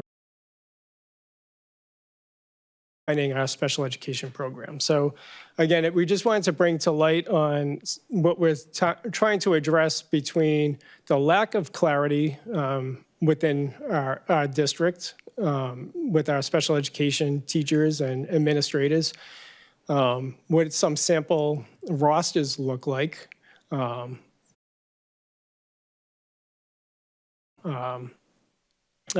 data, and this is what we're trying to clarify. And so again, at the end of the day, when we're having these conversations, it is about making sure we're meeting the needs of our students.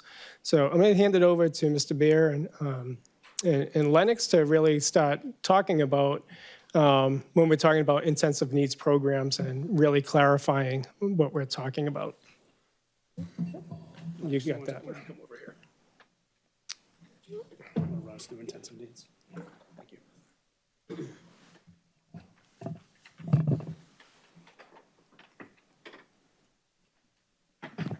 Thank you. So as Dr. Andre was explaining, we're looking at the programs in general. It was all defined as intensive needs. And we've broken them up into a few different levels to meet the needs of the various students that we have. So looking at the intensive needs program now, looking at next year, this will be called EPICS. And we're looking at it from a positive and compassionate lens, while also utilizing evidence-based practices in a very structured setting. And these, right, who really require those most intensive supports. They require that specialized and consistent support, a high staff to student ratio. This program is focusing on those individualized instruction that aligns with those IEP goals, skill development in communication, self-regulation, executive functioning, social skills, and early life skills, or functional life skills. Looking at embedding with those behavioral and sensory regulation supports throughout the day. A lot of these students require a lot of related services in regards to speech, OT, PT, and counseling or psych services.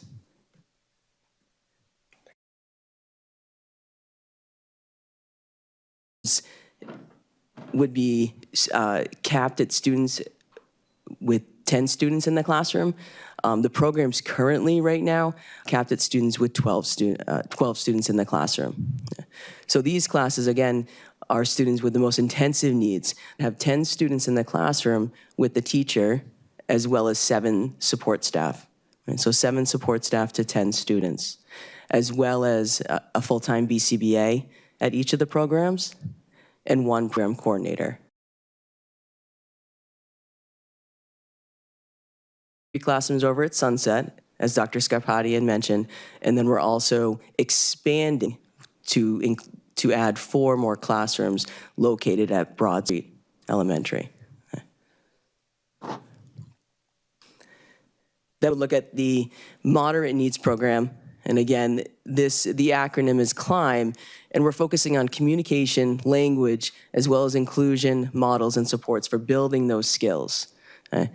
These students would be included in the gen ed population for at least 90 minutes to 2 hours, if not more.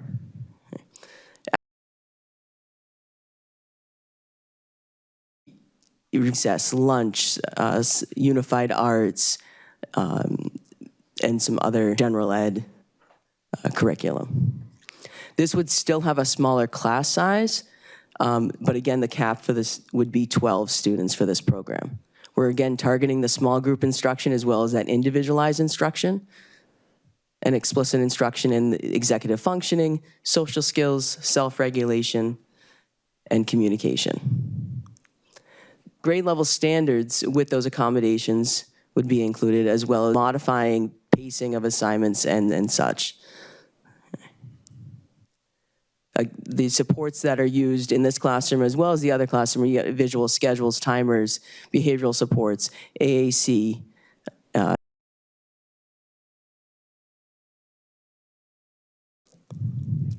When we're looking at these classrooms, there would be classrooms at Bicentennial. Currently, there's only 2 classrooms over Bicentennial, and those classrooms are across 3 grade levels. So when Bicentennial for next year, those classrooms would only be across 2 grade levels.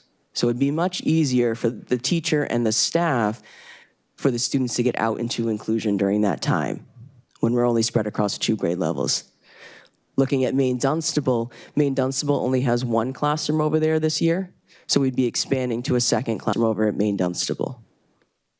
New Sarles currently has 3 classrooms, and they would continue at 3 classrooms. And then Amherst Street would have 1 classroom, and that's the medically.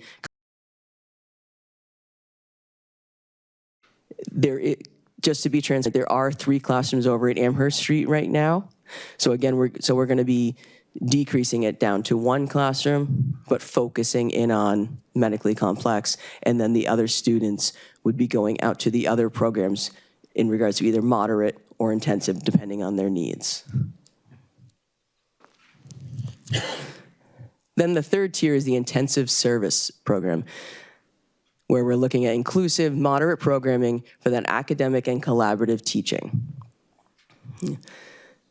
And this program provides services while maintaining placement in the least restrictive environments, mainstreaming those students for most of the day with targeted intervention in executive functioning, social skills, and self-regulation. This program would be, again, a small group setting, have access to those visual and organizational supports, and a space for small group instruction. It's an environment where the student access to a space to learn in a smaller setting, also self-regulate, and it's for students that might mean little more support than in a resource setting. Okay. But they would be getting explicit social skills instruction and guided peer interaction.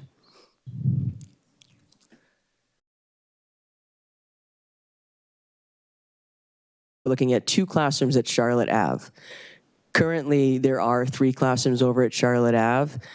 The classrooms over at Charlotte Ave currently are more moderate to intensive needs. The students are in those classrooms together right now. And when looking at the placement page at Charlotte Ave, a lot of them were, about half of them were more inclusion. So we looked at that, using that school for this program. And then 1 classroom over at Broad Street, which is there currently. And project achievement? Did you want me to talk to PA? That'd be Nice job.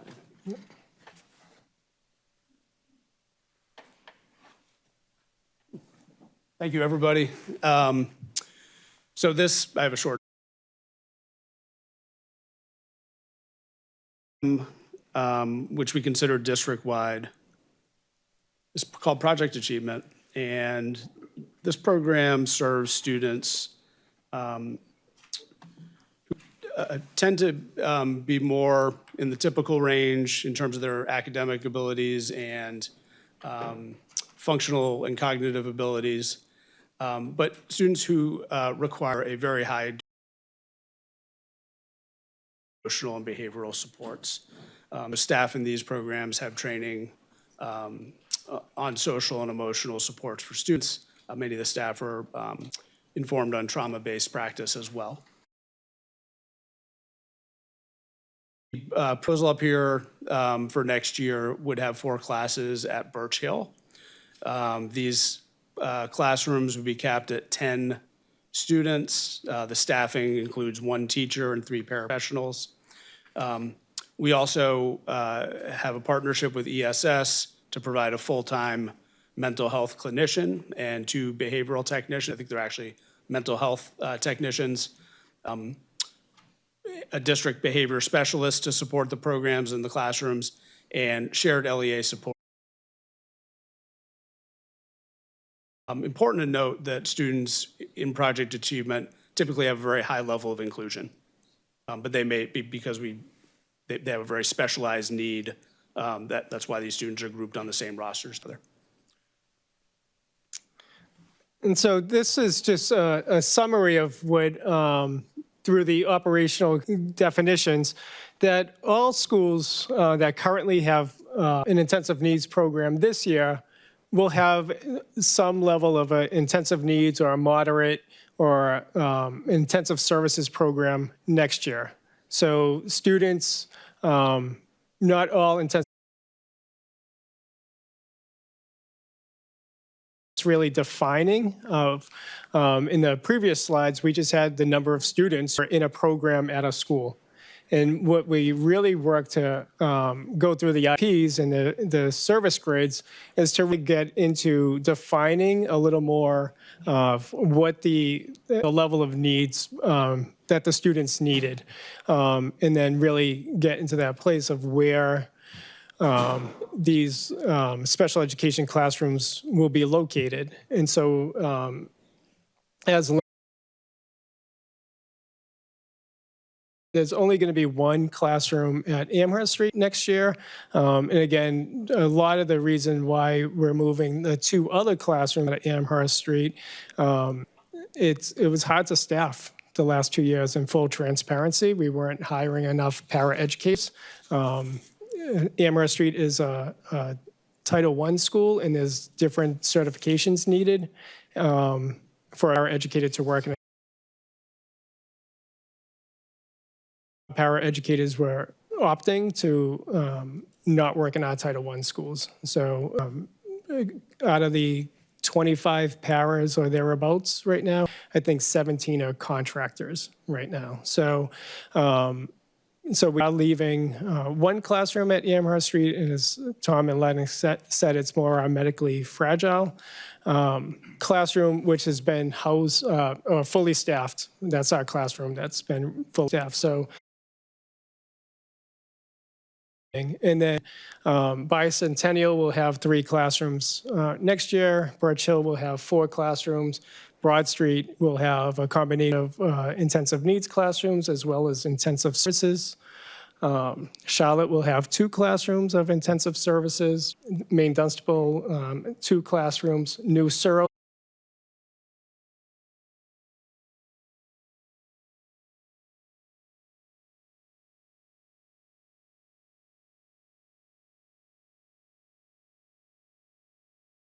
from a couple weeks ago, we kind of redefined the programs that were going into New Cereals, or really just the class.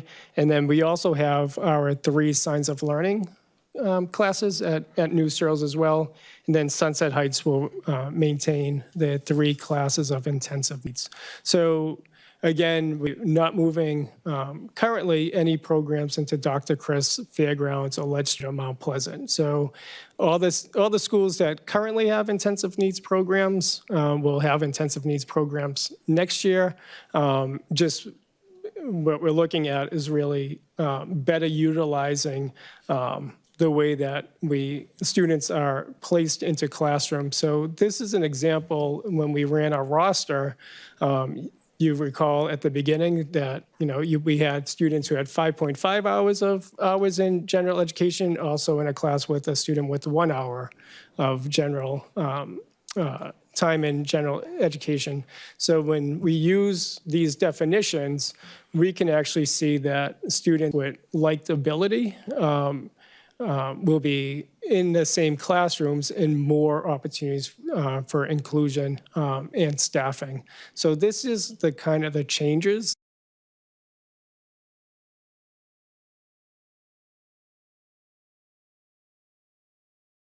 The reconfiguration is really getting into the clarity of what makes special education so special and how do we coordinate those services so that we can meet the needs of our students. Just again from into our programming. So that's the reconfiguration is really getting into the clarity of what makes special education so special and how do we coordinate those services so that we can meet the needs of our students.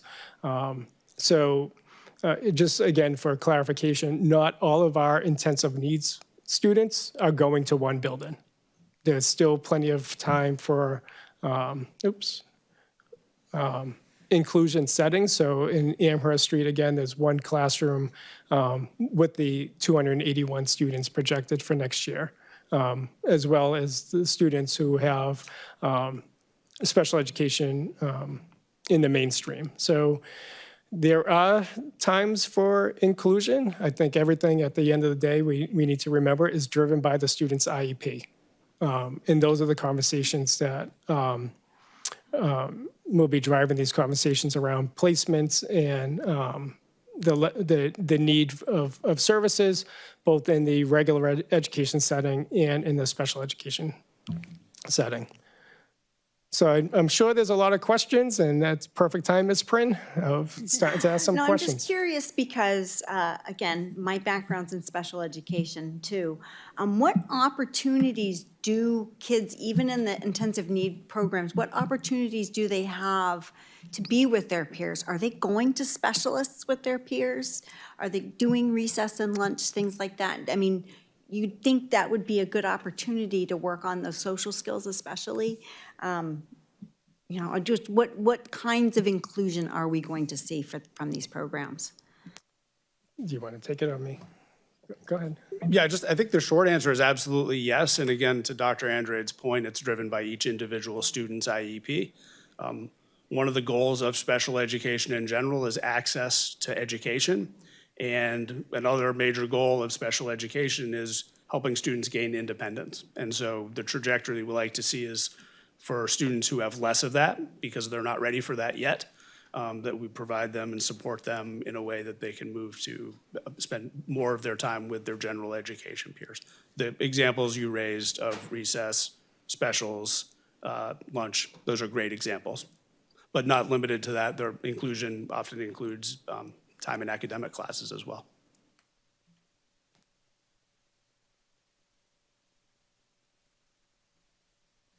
Ms. Lampier? I know that there are some people on the board who moved around a lot as children, changed schools. And I know they remember how traumatic it is to change schools. And looking at this, it's better than it was. I appreciate that. But I still feel that we're moving a lot of kids around and not thinking about the trauma of changing schools. And for some of these kids, it's not going to be the first time they've changed schools or even the second time they've changed schools. And I think that that's something that we really should think about. Because if we're concerned about their behavior now, added trauma will make their behavior worse, as it does for anybody, disabled or not disabled. Thank you. I take my colleague's point. I was one of those kids. My family moved every 6 months to a year from kindergarten until we moved up here in middle school. And I didn't know how to make friends and keep friends until I was a teenager. And I contrast that with my own children who've had the same friends, and different friends, but since like daycare, right? Like Miss Bishop's son and my daughter were in daycare together at 6 months old. They're still friends. I don't know what that's like. So that is a concern that I have about the plan. My question is about parental involvement in this. And so we have parents and guardians who have contacted me about saying, like, listen, I had my IEP meeting, last month, and we signed a plan. How do parents know if this proposed reorganization is affecting their child? And what is the parent's involvement in having a say one way or the other? Tom, you want to get that? Because you've sent out the letters, so. Yeah, so I'll work backwards because I think there were a couple of points, and I'll try and keep my remarks short. Any family that was impacted by the change did receive a letter, and as you touched on, Ms. Raymond, the IEP team is the venue for individual families to have that conversation as well. Working backwards through the series of comments, we also, just speaking for myself, but I know our team shares this, also had concerns with kids moving multiple times from one school to another. Unfortunately, that's as you raised the point, that has happened in the past anyway. And one of the hopes, and I give Dr. Scarpati the credit here for doing the groundwork of understanding the physical spaces and the capacities at each of our 12 elementary schools. That's grasping all that's kind of beyond what we do in special education. So the hope in the long run, yes, this is for many families going to be one shift or yet another shift. But the hope is that these staffing arrangements would be stable and something that can be built off of in a logical way to reduce the number of times that children who are placed by IEP team process are placed in different schools. Sad. So I'm just wondering if like a second or a third grader who previously went to Broad Street in the Project Achievement Program is getting, like, the Project Achievement Program is getting moved to Birch Hill. So what will that look like for the connections they've already built? Like, will they have to rebuild all those connections with teachers, like not only their peers, but the teachers as well? Or will the paras be following them there? It's like, why are you giving me the hard questions? That's a hard question, okay? Yeah, no, that's true. There are some staff who will probably move over, and so it won't be unfamiliar. But you're right, any change brings hopefully new opportunities, but also some challenges. If folks haven't made the connection, Mr. McCallum, who has a lot of experience working with children with social emotional needs, is going to be leading that school. And so I can't minimize your concern for those children. I know how hard it is for anyone to make new friends in a new environment, but we're hopeful that there'll be some friendly faces and the support to help children. Relationship building is a part of the program that we're talking about exactly. It's one of the 5 sort of social emotional skills. And so you hit the nail on the head on that. Thank you. And the students who are in 4th and 5th grade, their teacher is going with them, so they've already connected with that teacher, and so they'll have the same teacher next year at Birch Hill. So, and they've outreach to families. So that's going to be a nice transition as well. Ms. Prin? One of the emails that we got from a parent had asked, and I didn't even realize we didn't have this, is why don't we have a special education parent advisory council, and how can we change Yep, that? so that's, it is in our strategic plan. So I've met with in full transparency, we should have one. That was one of our goals for this year. And, we have an interim special education director right now. There was a lot on his plate. And then we just didn't quite honestly have the capacity to fully organize it. I did meet with our incoming special education director, Dr. Vicente, and that is his charge to start July 1st, is to have a special education advisory group. We're both from, Dr. Vicente's from Massachusetts, and it's law. So he's like, why don't we have an advisory group? So, we'll be starting a special education advisory group and a ELL advisory group this summer. Yep. Ms. Ms. Prin, just to, I'm sorry, I just wanted to say I own some of that, and our state legislature has made a lunge towards requiring this a couple times and never got there. But I own some of that for not executing it this year. It is important, and thank you.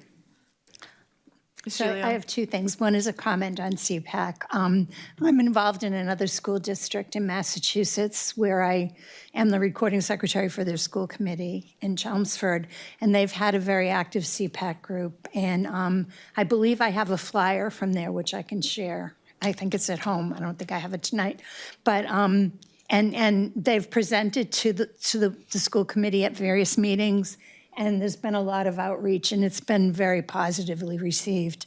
It was several years ago, it had kind of dwindled, and then a few really gung-ho parents stepped up and got it going again, and it's been pretty robust. So that's just a good thing. My question, though, is in a perfect world where we had absolutely all the paraprofessionals that we need on our staff,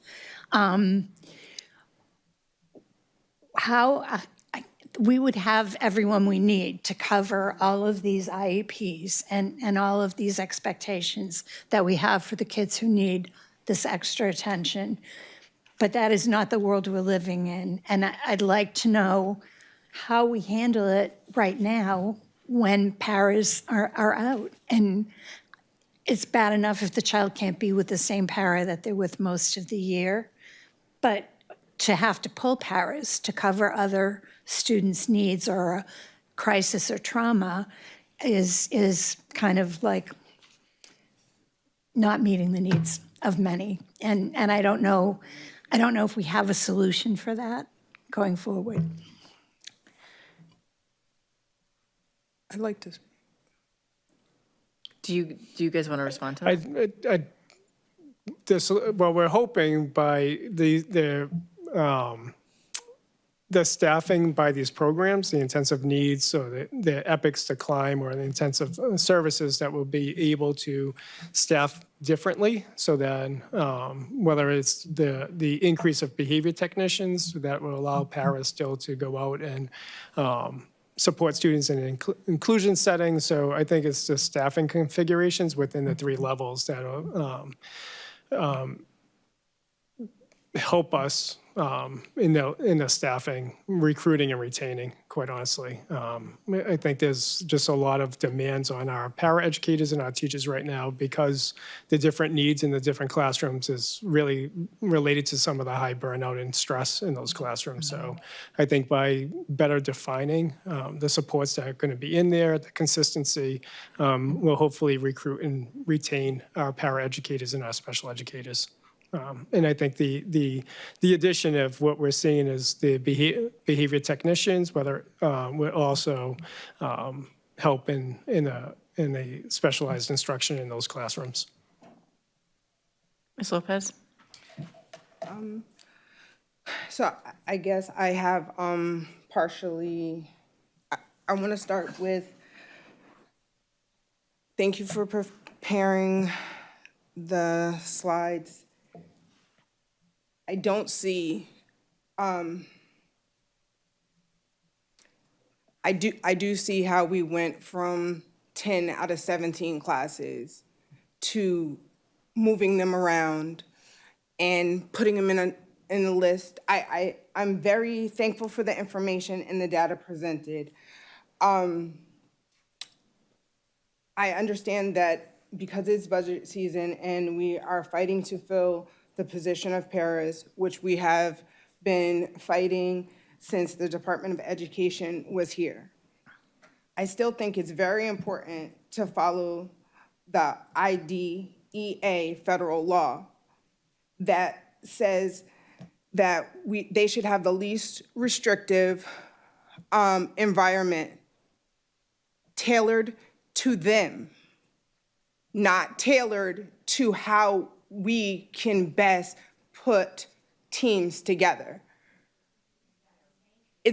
I'm hearing what's going on behind it. I feel like that we should do that. I also want to, my next thing was, over the years, we have asked about redistricting for students. But because of this convenience, we're deciding to redistrict the special education children to fit our budget for this year. I don't think that that is right. I don't, as an elected board member, want to stand behind that. So what I'm going to ask for today, which is still a question, and it would need a second, I would like to ask for a roll call vote to rescind the current plan for special education reconfiguration to be permanently stayed and continue to educate Nashua's special education students lawfully according to their IEPs and 504 plans in their home school that will serve them with a community focus. If I don't get a second, then it dies there, but that's my try. I'll second it. Thank you. Let's speak a little bit about what that would mean. Well, that's why I was going to ask for some clarification of what that stay would look like, right? Because I would say that we are making decisions based on students' IEPs and following the law. We're currently, that's the intent, right? Can I come back for it? But Let him finish. So that's always the intent. It's always IEP driven, and so whether and that's how we move forward. But when we say the students in their home district, they're currently not in their home school, and so we would have to move forward on that. So right now, I use this slide. Students at Dr. Crisp, Fairgrounds Elementary, and Lead Street are not in their home school. So if we do not move anything forward in the reconfiguration or what we're currently doing, there are still no intensive needs programs in those schools. And so you're asking for the same programs to run. And so I just want to be clear on that. So we're asking for the same model that we're currently doing to remain going forward. Is that just for clarification? So there'll still be no programs at those 4 elementary schools. Go ahead.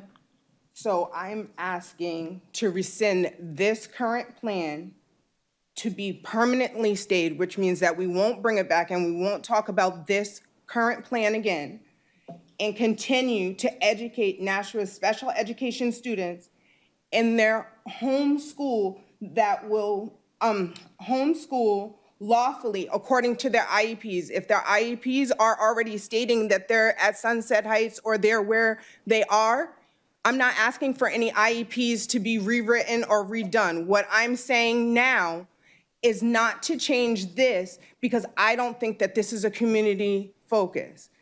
I'm leaving it to the board to work out any other wording, but my wording remains the same. I feel like this should be rescinded and permanently stated that we should continue to educate Nashua's special education students lawfully according to their IEP and 504 plans in the home schools or schools listed on their IEPs, 504 plans, that will serve them with a community focus. I'm not against the team thing that you have decided, but they deserve to have the law according to the IDA and FAPE. And that's why I'm calling for a roll call vote.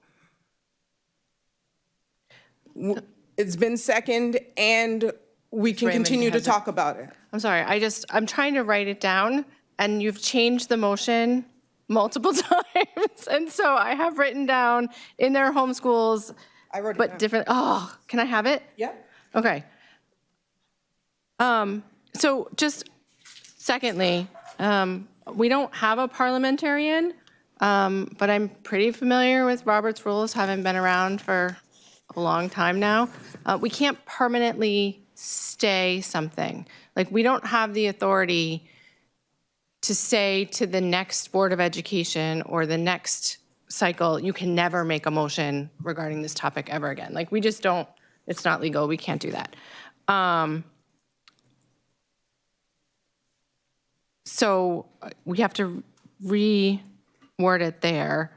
And then my question is, it says, permanently continue to educate Nashua special education students in their home school that will serve them with a community, that will serve them with a community focus. But as we know, the majority of kids in these programs are in their home schools. So I guess my question is twofold. Would this motion as written, if we fix the permanently stay part, because I don't think that's lawful, but as written, would that make all of the kids go back to their home schools? So for example, if there's a child who is in the medically fragile program at Amherst Street, would they have to go back? I think what she's saying is nothing changes, that what is happening now continues to happen. Okay. And that nothing changes. Because then we have to work on the wording. So can I go back to when I reread it the second time, that it goes to their home schools or how their IEPs and 504s are currently written? So I guess my follow-up, again, just technical. I want to get it down properly so that what it says is the intent of what you're trying to say. Thank you. If it is currently listed on their IEPs, would that bar the district and parents from changing IEPs next year, or halfway through the year, or in a month if they've met a goal and it needs to be changed? Most of the IEPs have already been written for this year going into the end of next year, because I asked that question last year and they were told, and I was told they were written the school year prior. Right. So what I'm saying is, I agree with you. If it's not something that can never come back, I didn't know how to exactly say that. So that's why I was saying permanently rescind. No, but I want it to be able to stay as is. Please help me with the wording that says to stay as is in the least restrictive, lawful. I want the lawful part in there. Yeah, I don't have a problem with that because that's the law and we have to follow the law. Yep. So you want a roll call vote to rescind the special education reorganization. And to, you say, continue to educate students in their home schools, or, no, I have to change But it. continue to teach students as their IEP states. Yes. What does that, if that doesn't necessarily change moving kids around? Because if a child has an IEP that says that because everyone's met together and they're in one school now, but we can't meet their needs in that school, but if we move them over here, we can meet their needs, then The IEP is still being followed. the IEP is still being followed. Like and I apologize, I'm not like super familiar with IEP processes, so I feel like it's a very steep learning curve and I'm trying to get there. And once we get this motion down, I have a question. It's that a I legal would like to document ask. that says where they'll be receiving the services, by whom, for how long. Right. I guess I'm really struggling with how to word a motion here that is going to impact IEPs that I don't know anything about, and I don't want to get involved in mandating to parents what they can and can't have in their IEP, or if they can challenge it or change schools if they want. Like, I just want to make sure that we're not Can I come holding back people to that? back. Or can we have our special education intern director talk about how complex and cohesive an IEP is written with the parent and with the staff of the school, is already written. It's a legal document. I don't want to speak, I don't want to testify for you. So I guess. Can he speak to it? I mean, I guess my limited experience as a social worker is that they're living documents that can change if things change. Let's let Edmund speak to this stuff. And then I have a follow-up question. I know you guys, everybody's hands are popping up. But can I just want to say a Just couple of go things on and down then the line. whoever else. I think just 3 quick points, if I may. One is just as a reminder that this has somehow kind of gotten tied to the budget process, but this really started way back at the start of the school year around a discussion of improving the programs based on feedback from the people who work in the programs, based on what they see every day and what they felt was best for the students that they serve. So just as a reminder, this wasn't like, oh, we're in budget time, we need to go fix the programs. This work started back in September and October, really around program improvement. The second piece, if I can remember all of this, I think I forgot 2, but one is, two. One, I would say, I think that the programs as proposed compared to the programs as they are actually provide a less restrictive environment for students because they are better configured to actually meet their needs and facilitate their inclusion supports. And then 3 being that I think maybe not all parents, and they have a voice at that table, but I think a lot of parents would like some of these extra services that are being offered at Sunset and what we're proposing offering at Broad Street, additional BCBA and BT support for their students. From what we've heard from a lot of the families, they're really excited about that and want that service for their students. So I just want to be cautious as well. There's a lot of pros that if we take that off the table, it may be limiting what some families can access that they feel they do need for their students. That's it. Ms. Prin, then Ms. Gilio, then Mr. Johnson. I just have to say, as an educator and a parent of a child on an IEP, if a parent doesn't like what's on the IEP, you can reject it. You don't have to sign it. It's a legal document. If you don't want your kid to go to the special program, you can say no. You can say, no, I don't want my child to go to that program. It's as simple as that. It's a legal binding document, the IEP. So I literally had, I say this as an educator, a student who is dyslexic. They wanted to move her because she needed a language-based program. They wanted to move her to another class, but that would have made my colleague have 25 students in 3rd grade. They didn't want that. They also wanted her to stay with me because we had built a relationship. So they rejected that part of the IEP, and she stayed in my classroom. She still got the programming she needed, but she didn't get the extra language-based support in the alternate classroom. But you, as the parent, have the power to help develop the IEP. I say this, I literally had my son's IEP meeting today. So I hope parents realize you do, you're right as a parent to ask for that. So this kind of feels like a mess. That's just, I say that as a parent, I say that as an educator. We want what's best for these kids, and I don't think that's what's best for these kids. I really don't.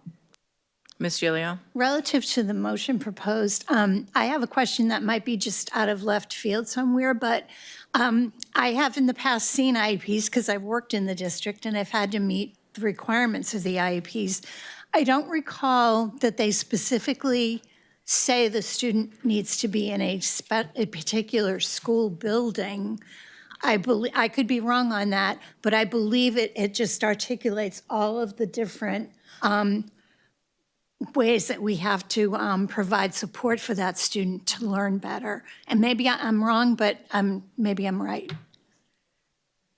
Yep, I'll address that briefly, and if you have more questions. The New Hampshire IEP has a placement page on it, and every approved placement, which includes all 12 of our elementaries for general education and the ones that have been highlighted here for specialized programs. You're right that the IEP contains the program for the child, right? And an IEP team makes a placement recommendation based on that. I think, does that answer your question? It does specify what particular school they're going to be attending in the IEP. It does, and to make it a tanglier question, yes, that's true. The IEP may be implemented in multiple places, so the team is responsible for making that recommendation. Like case law says, the level of service is somewhat transferable between a building that can provide that same level of service lawfully in accordance with the IDEA. Okay, thank you for clarifying that. So I probably have an uncomfortable question because I know we weren't tying needs of special ed children with the budget because we didn't want to create that kind of dynamic. However, I would like some clarification. We just voted on all of the personnel recommendations for the next school year, and we have presented our budget with a pretty significant ask. What will it look like if we were to maintain the programs as they exist? From the budget? Yeah. You want to talk about I'll let you go FTEs first. or, I mean, just, I mean, the aspect, I think the biggest concern would be recruiting and retaining paraeducators at Amherst Street Elementary, because we saw year over year of just not being able to fill those positions. But when we made our budget proposal, we looked at the reconfiguration of what we would need in each classroom based on the number of teachers, BTs, and paraeducators. So that went into our proposal. That being said, if there's no changes, my concern is that because we saw like the varying degrees of time in regular ed setting, that we would possibly need more paraeducators to support our current configuration if we do not balance out classrooms. So I can see us asking for more positions. Hopefully we can recruit paraeducators to work for Nashua, but if not, then we would still probably need to rely on contracted services so that students could be in the least restrictive environment. And if our budget that we've presented is asking for a decrease of $1 million with in-contract services, what would the increased amount be that we would need to go back and ask for? Crystal, you want to a little sure. closer? I'll hop in. I think just real quick, I want to reiterate what Dr. Scarpati said. I think there's been some blurred lines. We did not build this presentation because of a budget constraint, right? So again, I think there's some judgment on because a budget is tight, we are now saying our intensive needs programs need to basically have a change to them. That is not what we said.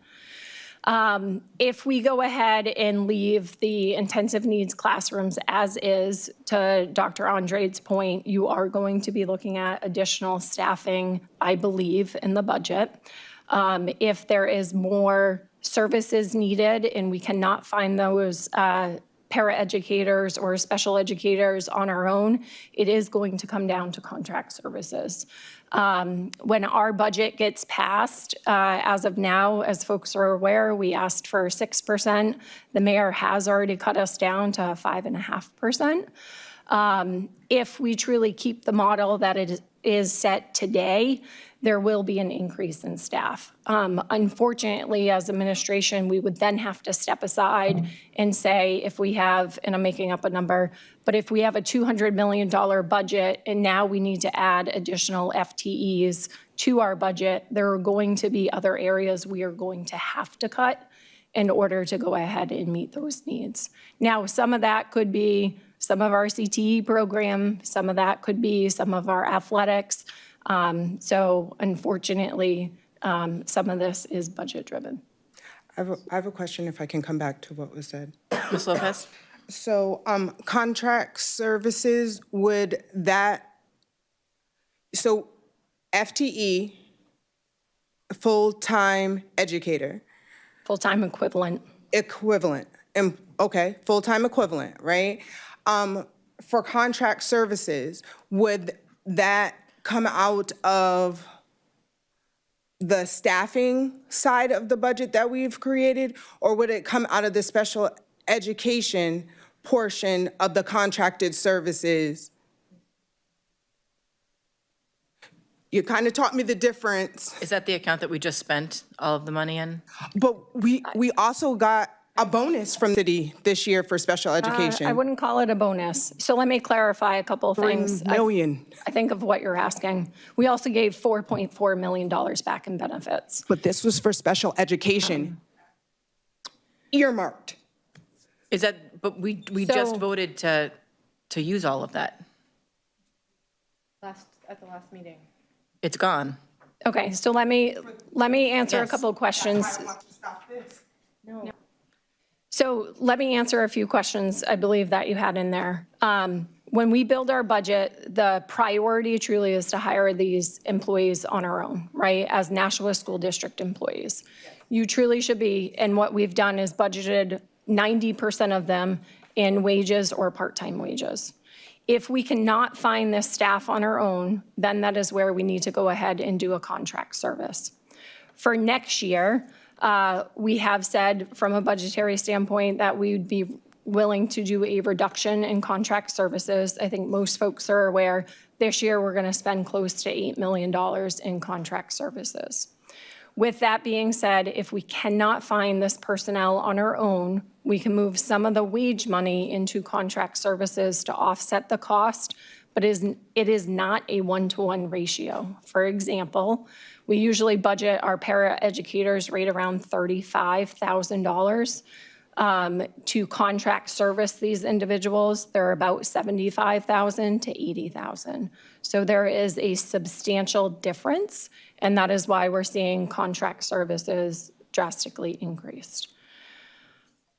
In regards to the trust fund, from a financial standpoint, I mean, it's semantics, but I wouldn't look at it that it was a bonus.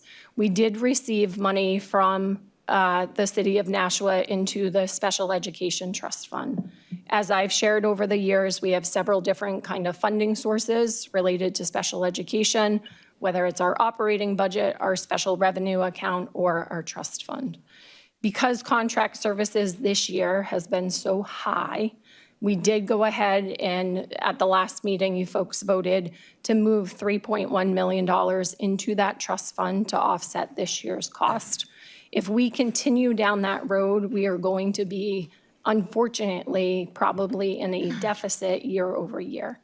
My suggestion would be not to go ahead and exhaust all levels of funding that we do have available. Ms. Bishop, oh, sorry. So I just want to go back and, you know, what Dr. Scott Patty said, and even at the beginning of this conversation, I think there's two different conversations. And really about the conversations about redefining special education or these classrooms is about having a clear understanding of what is special about our special education. We were not tying any of these conversations to budget. it was really about how do we provide the best services for our students, and every student, IEP being taken one student at a time. And a little history, again, when I came here in 2022, and the more seasoned Board of Ed members will remember there was a class action grievance by the NTU on our special education services back before 2022. And it was really the frustration from our teachers to say, can we define what's our special education processes, how students are placed into programs? We're struggling. And so that Dr. McKinney led that grievance and made recommendations prior to 2022. 2 years ago, we had a consultant come in, did an audit, and one of the recommendations was define your special education programs so that there's a better understanding. So this is some of the work on that. I mean, we've been struggling with staffing and the costs, but this isn't only about money. This is really about what is special about special education. Are we meeting the needs of our students? And there's a lot of questions on perhaps we're not, right? I think we follow the IEP process. We are following the law to the best of our abilities. But this is really the conversation tonight is, can we provide that clarification on what do we mean by special education? So again, I don't want to say we're having this conversation only because it's the budget season. This is really about, we're having struggles defining what's special about our intensive needs programs. And we want our students in a least restrictive environment for the maximum amount of time possible. And that's our goal. And I don't think anybody has said anything otherwise, but right now we're struggling, and our teachers are struggling, our paraeducators, our administrators, we're struggling on how we make well-informed IEP decisions and placement decisions when we can't say, when we're making a recommendation to say to a parent, I think the best classroom is at Sunset Heights. And the parent says, why?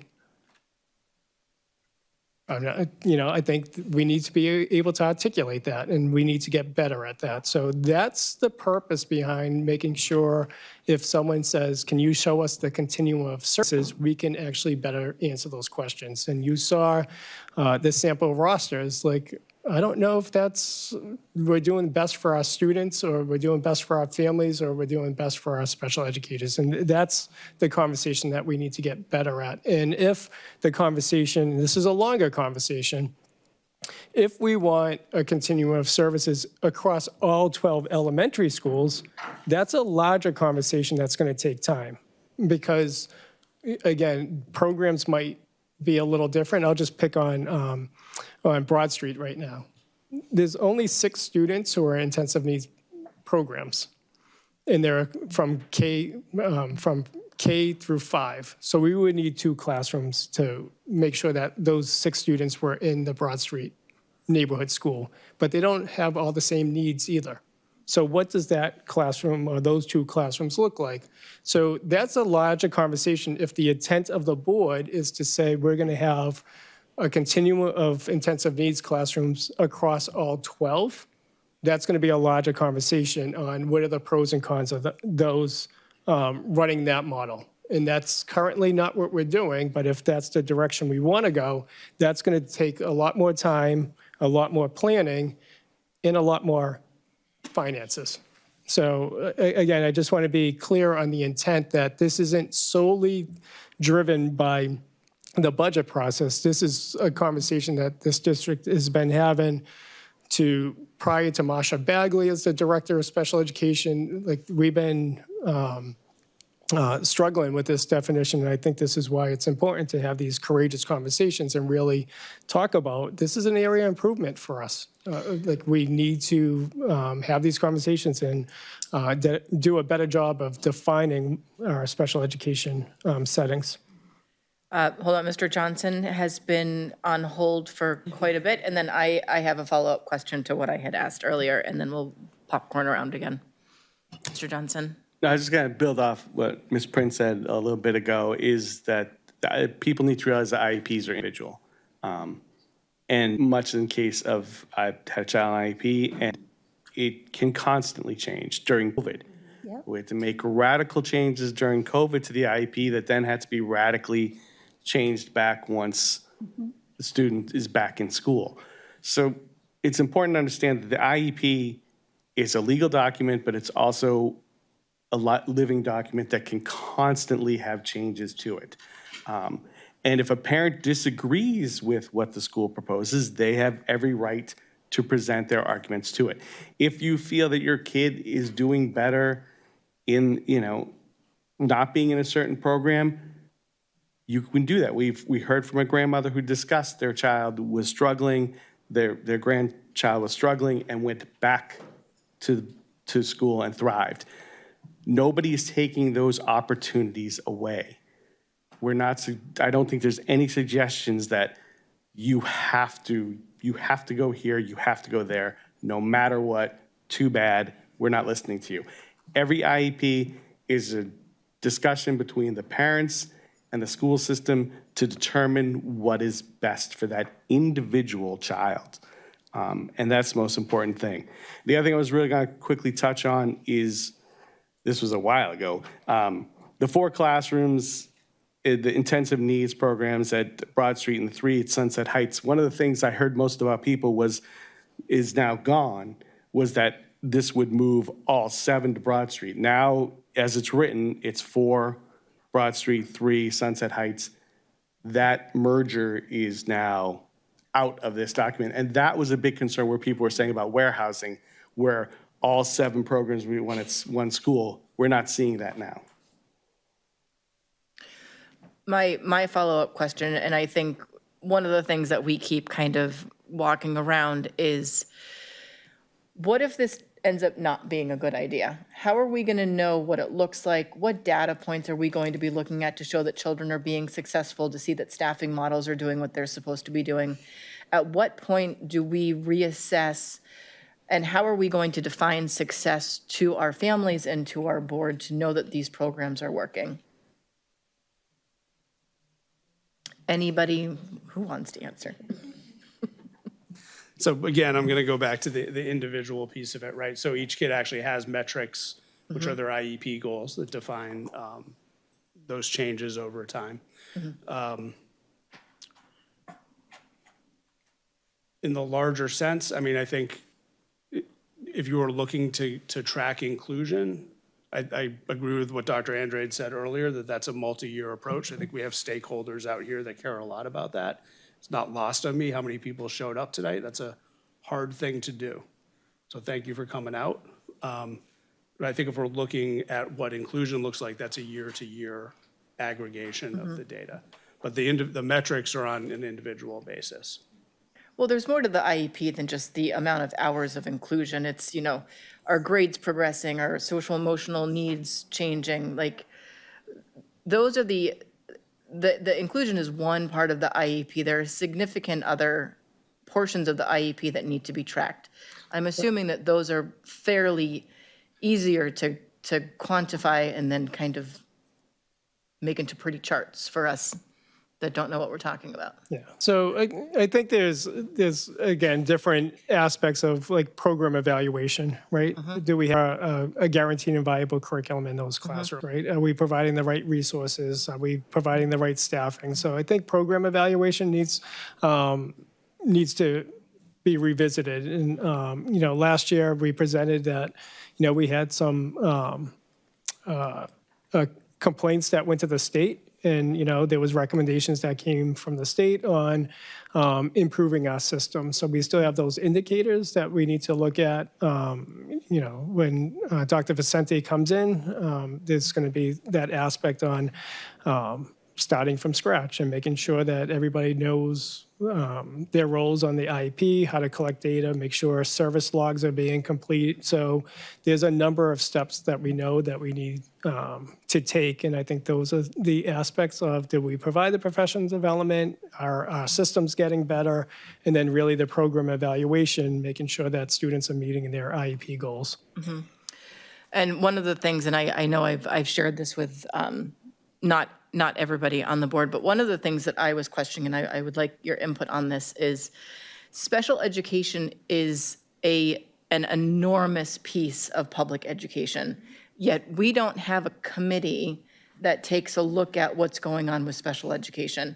I know we can't change IEPs, I know we can't change a lot of things, but I wonder if people would feel better knowing that the board has a committee overseeing special education like we do curriculum and evaluation. If that would be something where we can keep up, and it's a little bit different than the advisory committee, but I feel like it might help us and the public keep a better pulse on what's happening, especially with these significant shifts. I was wondering if, maybe an ad hoc committee to start off with, but I think while we're rolling out this process, there needs to be a little bit more oversight, just because let's really think about it. Compared to the level of education that's over here in regards to special education and our passion, those are two very different things. And I think if we create a committee where we're overseeing this, we can merge those two so we can better understand what's happening, and you guys can have the opportunity more often to explain to us and the public what the laws are, what the requirements are, and then we can move forward in a less disjointed fashion. As you and I discussed, I welcome that opportunity. I think it's a good conversation to get that committee rolling in a formalized structure as opposed to it's just a presentation once or twice a year. Right. So I welcome that opportunity to both have an advisory committee that's. But the advisory committee can present to that committee. Correct. Yep. I was going to make that motion to send it off to policy to come up with what does that committee look like when we were done with this discussion. So heads up, get your pen ready. Well, you don't have to make a motion. You don't have to make a motion. I could just I'm write it in the queue. I'm gonna make a motion. All right. So we're still discussing them, so hold on. Ms. Lampier has been waiting, and then Ms. Prin, then Ms. Gilio. I just want to say that as we were looking at this plan, I was struck by the terms like BCBA and, ABA and BT. That's kind of more of like a medical model. And I think that if we as a district kind of started to move more towards a social model, I think that would benefit the kids. And then I was looking at like the 26-27 sample intensive services roster. This is the one right before the question slide. And it has kids that have 5 hours in general ed, 5.5 hours in general ed, 6 hours in general ed.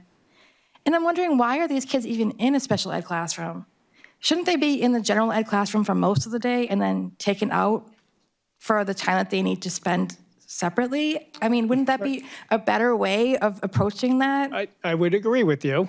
We can work on something like that then. But that's, again, that continuum of services, whether that's the instructional services conversation, but I think this is a culture shift in Nashua, quite honestly, of what's currently in IEPs and how they're written. And it happens around that IEP conversation. So I would argue, right, and ask for clarification, what's the difference of a student in the intensive services classroom that has 5 hours of time in the general ed setting, as opposed to the student that has, who's in a mainstream IEP. I'm not using the right word, but it has a regular IEP that's just academics. But I think people are used to writing IEPs in a certain way, and I think we're actually putting too many students into an intensive needs program. So I agree that we need to have those conversations, but those are the ways, that's how the IEP is currently written. And so what does that look like at the IEP table to say, does it look a little differently, again, so that it's the least restrictive environment? I completely agree. Okay. Now, the other thing that I wanted to ask about, oh my goodness, it left my head. You said that the Title I schools don't really have any intensive needs programs, but isn't Sunset Heights a Title I school? Yes. They're a targeted assistance school, so they don't have the same staffing hiring requirements for paraprofessionals at the building level, where the other 5 are school-wide Title I schools. Okay. So there's a different criteria for hiring in those 5 buildings. Okay, and I just wanted to talk about IEPs for a second and parental input. So when my son, my younger son had an IEP, and I was just happy he was in school. I was happy that he was being included at all. And it took a few years before I even said anything about, geez, maybe he's not doing so well at the school. And when I did, the IEP team was good, and they ended up he ended up moving to a different school to get what he needed. But my younger son, I'm sorry, my older son, I was very young when he was born, and I noticed that he was having trouble in school. And I went to the elementary school and I said, look, he needs help. Please, can you help him? And they were like, well, no, you don't want him to get labeled like that. And so I walked away. I listened to them. I thought they had my son's best interest at heart. And it turned out that he really would have benefited from IEP because he got diagnosed with ADHD later when he was a junior in high school, and it was kind of, too late for him as far as his school career goes. So I know that people who have kids who have disabilities or learning disabilities or whatever, that a lot of people don't disagree with the school, a position of authority. They're not going to say, well, you want to move my kid to this school over here? I don't think so. They're going to say, okay, whatever you want, whatever you say, I will listen to you. So I think to put the burden on the parents all the time and say, well, they can just say if they're not happy with it. I don't think that's really fair to the parents of Nashua. But anyway, so that's all I had to say. And thank you. Ms. Gilio, and then Ms. Prin, and then Mr. Johnson. Yeah. I just want, I'm sorry. No, go ahead, Ms. Oh, I Gilio. thought- Did you say you were me first. next? Yep. No, okay. I didn't mean to cut He you doesn't even off. have a question. I have a statement. Okay. I was not at the meeting 2 weeks ago when this first came up, okay? But I watched the entire meeting from home. And so I was very invested in what happened. And I felt extremely sad after that meeting. I want to commend the administration for what they've done in the last 2 weeks to try to put together something where these students would get all of their needs met without having people like speech therapists who are traveling from one school to another school to another school. That wastes time. Those people are traveling, they're not with students. So that the more needs we can meet in one place, I think the better we're doing for our kids. And so I'm feeling much better after tonight's presentation than I did 2 weeks ago. And I just wanted to say thank you. Ms. Prin? Oh, I wanted to kind of add on yours and what Ms. Lampier said. As part of curriculum and evaluation, when I had met, I actually wanted to bring up these topics, and I'm happy to be on the ad hoc committee. I asked about like response to intervention, what are we doing for interventions for kids? And I was hoping we could have like a public meeting on the process, the IEP process, because I want to empower parents. I want parents to know, because it is, if it's your child and you don't know what to ask for. So, and I think I mentioned when we had the conversation is that in this public forum, it can be empowering for parents to know, oh, hey, I've got these rights. And I really think if we get a CPAC, that's really going to be very helpful, because parents do need to know. They need to feel empowered to be able to stand up for the rights of their kids. I will say in the district I work in, parents have no problem telling us what they want for their child's IEP. They have no problem whatsoever. And I would hope that the parents in Nashua would feel the same. Ms. Raymond? Thanks. I think on that theme, I don't like the idea of our board telling people what's best and what's not best on something that should be this individualized. I'm worried about whether or not we're actually meeting kids' needs now with our current arrangement, and I can't support not making changes. Because the one public comment we had last time was a parent who came here and said, hey, you're not meeting my kid's IEP. And I get at least one email a month from a parent saying the district is not meeting my child's IEP, and then I'm like, okay, here's who you talk to, and, because I can't meet it. But I hear all the time, I've been on the board long enough to know that we've had multiple times the Department of Education tell us that we're not meeting kids' IEPs the way that we ought to be. And I don't think it's endemic, but it happens enough that I don't think that business as usual is working. And I'll just say as well, I heard from several parents who were notified that their child would be impacted by this. And the range of responses was individualized, right? I had a parent who said, I think this is great. I wish you had done this earlier. I had a parent who said, I have some questions and some concerns, but I'm cautiously on board with it.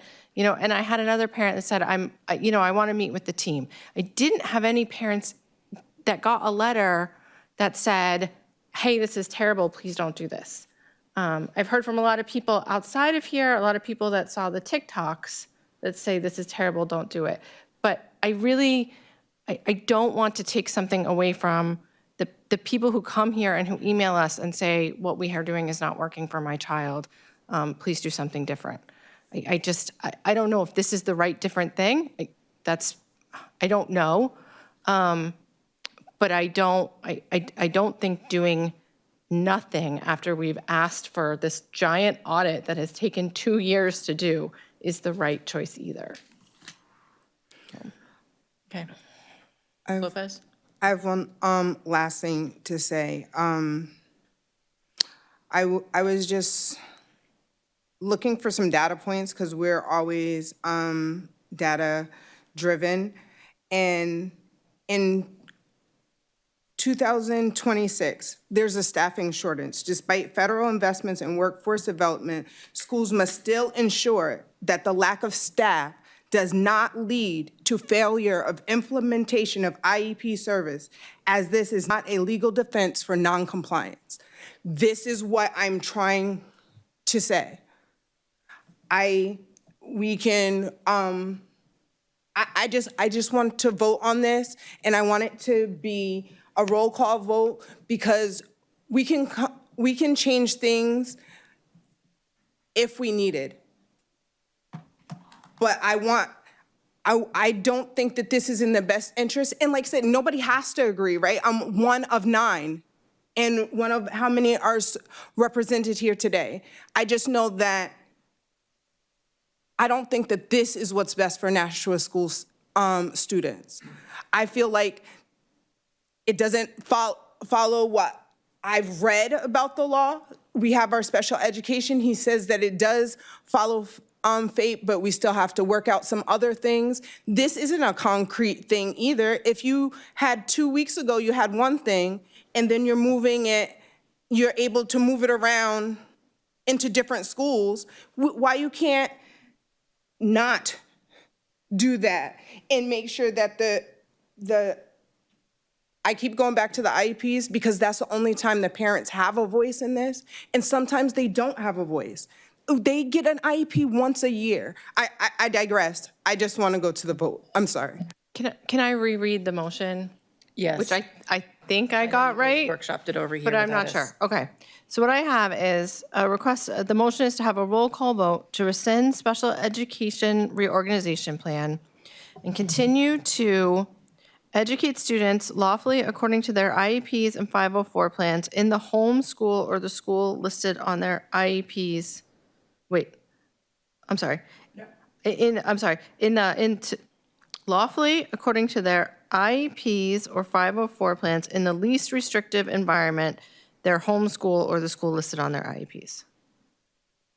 Did I screw it up still? I guess my question is, isn't that exactly what's happening? Is that if students are being moved to different schools, it's going to be in their IEPs and then we'll follow them? So that's why, so I want to go back. Right? I'm sorry. I know that we tried to wordsmith it and we're wordsmithing it on the fly. I think that it should say, in their home school. Wait, start at the beginning so I can write it down as you say it. Okay. I would like to ask for a roll call vote to rescind the current plan for special education reconfiguration. Why don't you just, I think you just want to stop it right there. Yeah, that would be a good place to stop. Because everything else is, they already do. They already follow the IEP based on where they're supposed to go and what school they're supposed to go to. So you just want to rescind this plan.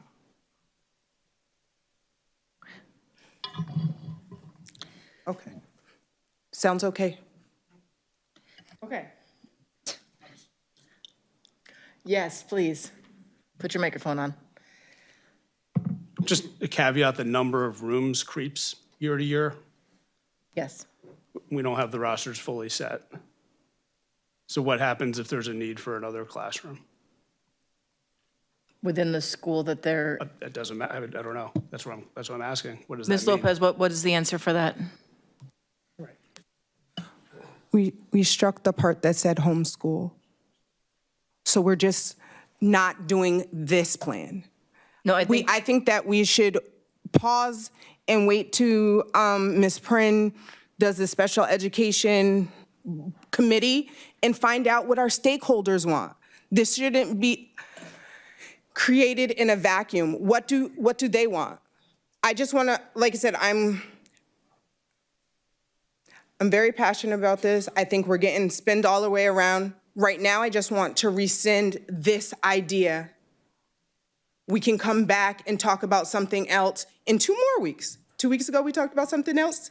Today, we're talking about something else. In 2 weeks, let's talk about something else. But allow the stakeholders. We have had our public ask. It was to have more meetings, more information. We found out that we don't have this committee that we're supposed to have. How about we just form the things that we're legally supposed to have? I keep going to legally because I remember when the Department of Education was here, we were talking about the same stuff, the same paras. Then we changed their contract, we did all that stuff to try to make this better. Again, I'm getting too deep into the weeds. I digress. I would like to ask for a roll call vote to rescind the current plan for the special education reconfiguration to be, and I'm going to just leave it there. Okay. Should I second it again? Yes, so the motion, I'm going to make sure I wrote it down right. The motion is to rescind the current plan for special education reconfiguration. It was made by Ms. Lopez, and it is seconded by Ms. Lampier. Okay. Okay. Which, okay.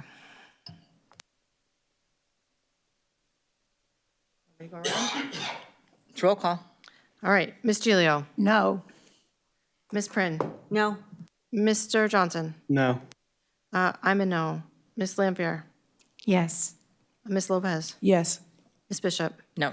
Okay, so that is 2 yeses and 1, 2, 3, 4, 5 noes. Fails. Okay. And I apologize to whoever has to read this because there's a lot of strikeouts. Okay.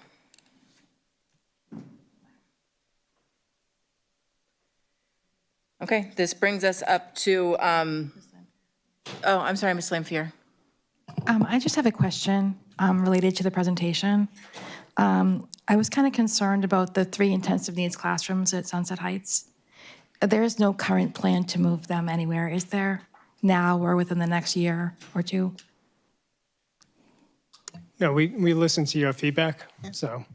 Okay, I just wanted to make sure that you weren't listening to it just for a few months. No. Okay, all right, thank you, thank you. I think to Mr. Beer's point, though, I think we see a growing need, and I think how to programs, we develop programs over time. So I think it's a conversation where Dr. Scott Patty said there's not a lot of room at Sunset Heights. So if we have students who need those types of services in classrooms, where do we end up opening up new classrooms? So, Lennox was here, like this year, we're opening up 4 new classrooms that we need in the fall.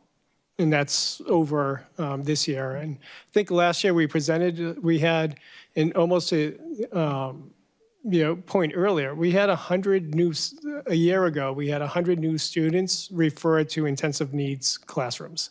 I think that's over referral, quite honestly. I don't think the students need, some of our students don't need that level of intensive needs services. I think that's conversations that we have to get better at data, and to the point of like MTSS or RTI system, which is that full continuum. So those are the conversations that we need to get better at, is that why are we getting so many referrals? And then the question about RBTs or BCBAs or BTs that we're actually seeing, as Dr. Scarpati said, in one of the first couple slides, is that more and more students are requiring those types of services that we haven't seen 10 years ago. So the needs are changing. So I think we need to look at our program evaluation, but this is a continuing conversation on how do we build programs that best meet the needs of our students. So it's a little ever-changing, but we are not looking to move all the classrooms to one building.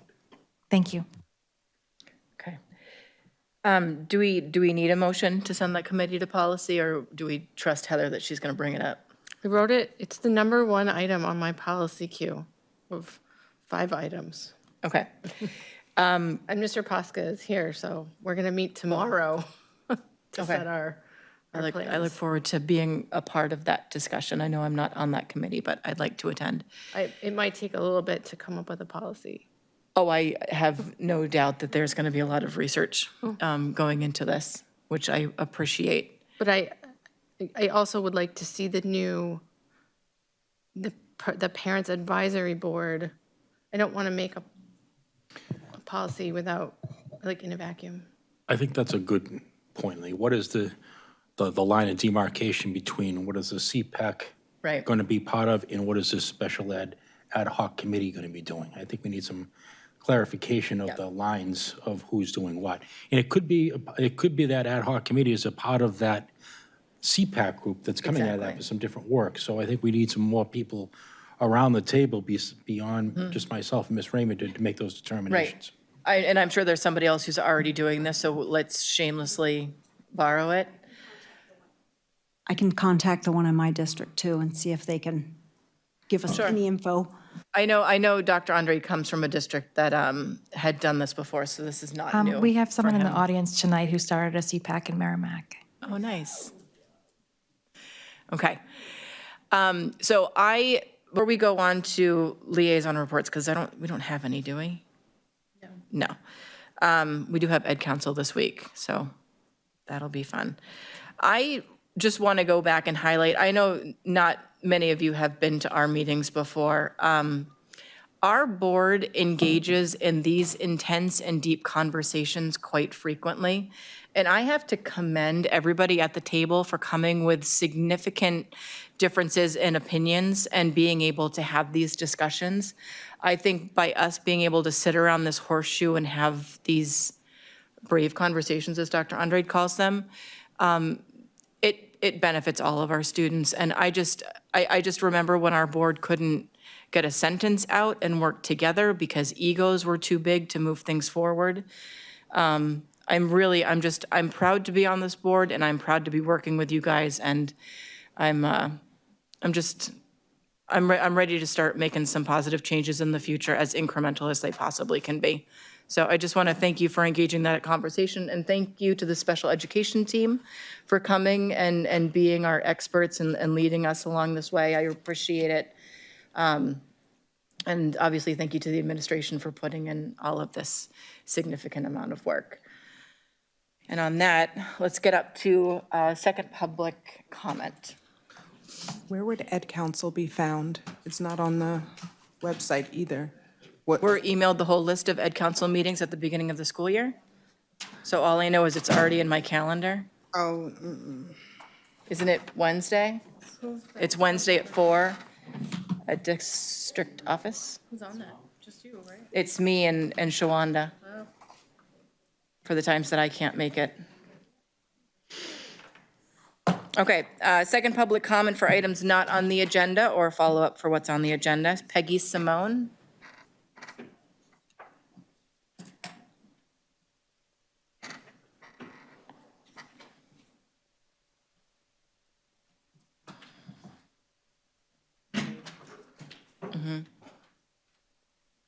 My name is Peggy Simone. I live at 904 West Hollis Street in Nashua. I am the grandparent of a special needs student. I have a master's in learning disabilities, which I received in 1975, which just happens to be the first year that a federal law was enacted requiring the free and appropriate public education of all children from ages 3 to 21. I've worked in adult special needs continuously from 1996 to 2023, so I have a very good idea of what inclusion at that level really means.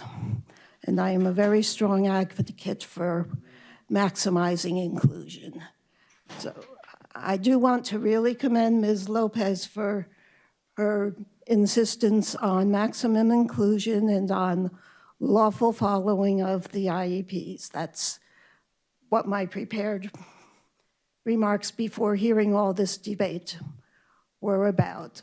I'm glad that the school is now separating out their classrooms and dividing it among the schools rather than putting it all in one building, but I would like to stress the importance of making sure that children in all levels are included in the general education classroom to the maximum extent that is consistent with getting them a fair and appropriate education. And I also agree with the part where parents are free to challenge their child's IEPS placements. And Consortium for I'm giving you a couple quotes here for the Consortium for Citizens with Disabilities.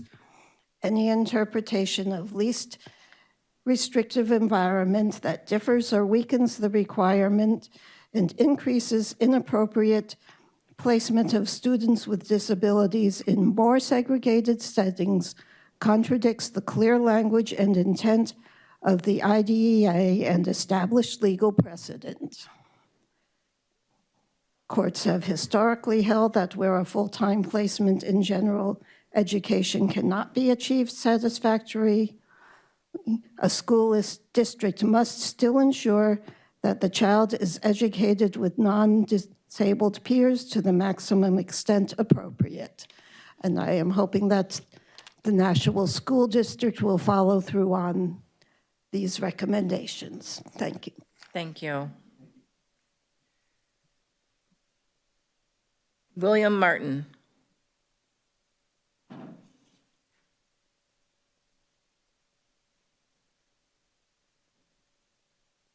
William Martin, also of 904 West Hollis, the father of the child mentioned by my mother.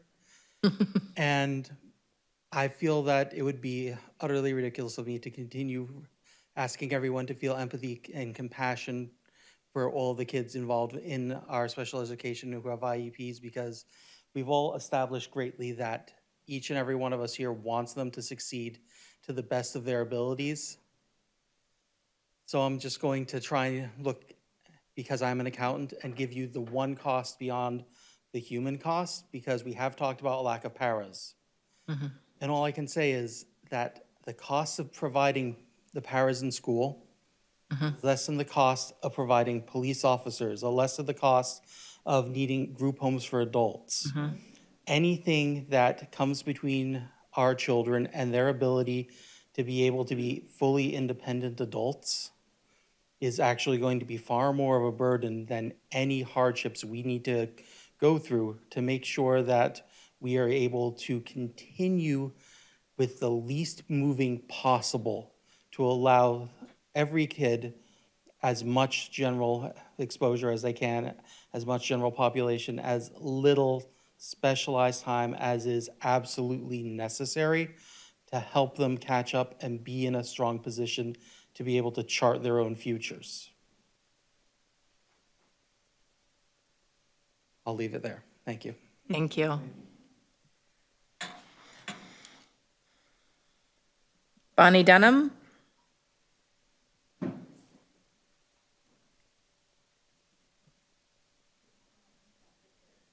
Careful.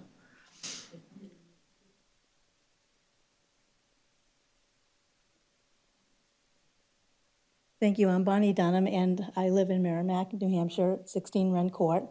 I'm sure that the proposals discussed tonight and everyone's feedback was based on good intentions, but I just have to say that hearing outdated terms like mainstreaming used, it just made me shaky. It was just unsettling. I think that a lot of education would be helpful for people to be able to use appropriate terminology and understand that process in a clear way. In the 1980s, when our son Sean was born in Nashua with significant disabilities, all children with disabilities who had his level of need were placed in Mount Hope School. It was a separate school on a hill. It was horrifying. We went to visit it when he was 4 weeks old because I wanted to know everything. And when we went there, I think until the day I die, I will never forget one of the teachers coming over and pinching his cheek and saying, "The Mongoloids are my favorites." That's the feeling. Now, in all of the other elementary schools in Nashua and surrounding towns, those words were not used. But it was okay there because it was a separate culture.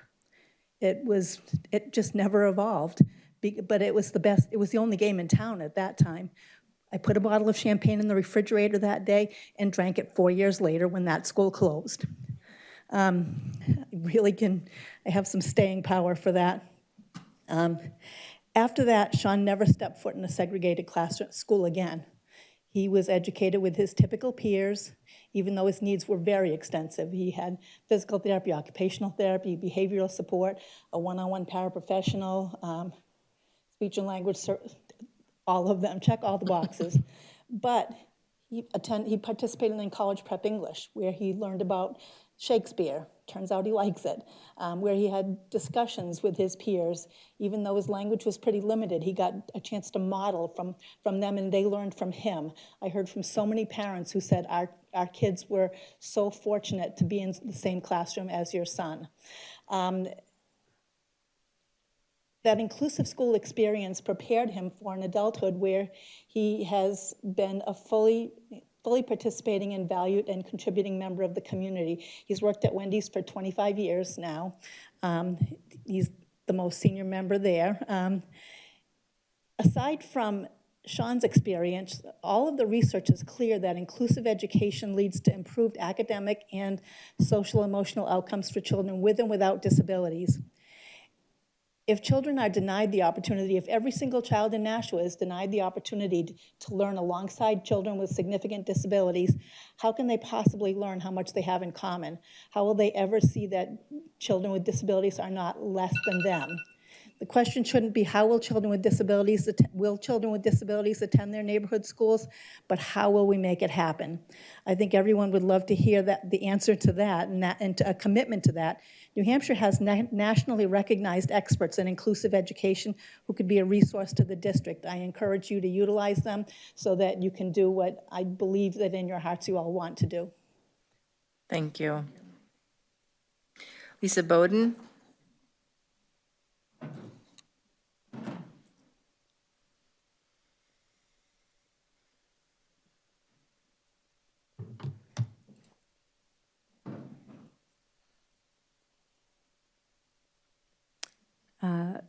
Good evening. My name is Lisa Bodwin. I am I founded Strategies for Disability Equity, and I was chair of the State Advisory Committee on the Education of Students with Disabilities for 4 years. The Nashua School District leadership has a profoundly distorted and harmful misunderstanding of inclusion. Inclusion is not inclusion time. It is not times in inclusion, as Dr. Andrade said. Inclusion is a philosophy and a mindset. It is a systemic framework within a school building across a school system. The discourse of the presented framework tonight breeds the dehumanization of students with IEPs. It's disturbing to hear school leaders using archaic language like mainstreaming. The framework presented tonight is laden with conditional acceptance and gatekeeping from general education. This gatekeeping gobbledygook framework is inherently ableist. Want students in general education? Ensure that education professionals have the tools and technical training they need to transform their buildings where belonging is the practice and the philosophy. And I will email you a policy brief I co-authored on the importance of inclusive education as a systemic design, citing extensive research. Your school system, from what I've listened to tonight, conveys the message that you see students with disabilities as problematic and costly. Do you think that students with disabilities don't get the impression that they don't belong? I get the strong feeling that they hardly ever experience a feeling of belonging. Not one education professional tonight explained that behavior is often a form of communication. I know of multiple students who sat at the back of classrooms never being educated at all, and they had no words to communicate. And when they were finally in high school and got a communication device, oftentimes they would type out phrases like, excuse my explicitness, but F you, to communicate that they had been learning despite being ignored and presumed not competent for their entire academic careers. And this is not an occasional, this happens repeatedly. And wow, words and phrases like, what is special about our special education, are performative in the face of the actions this district is taking, which is functionally segregationist. And I applaud you, Member Lopez. Thank you for your courage.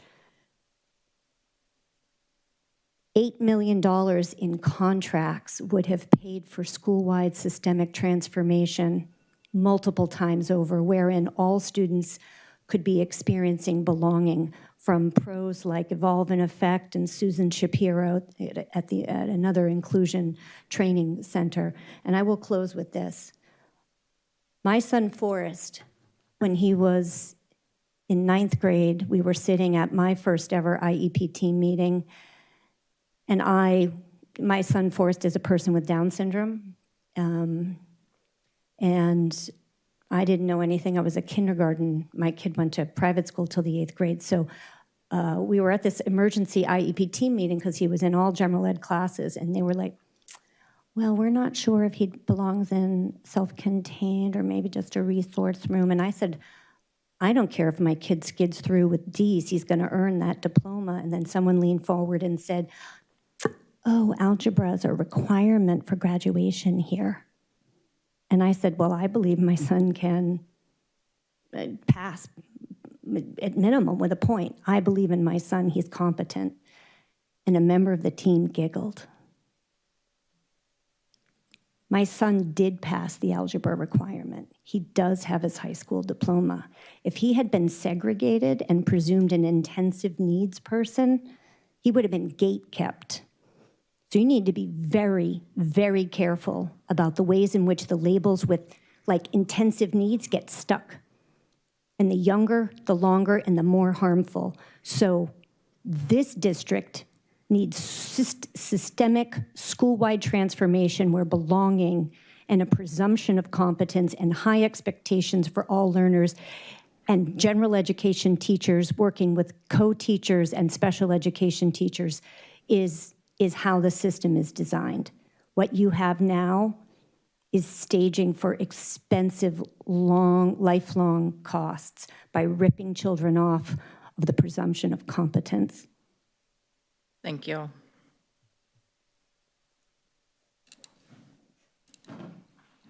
Kristen Shepard.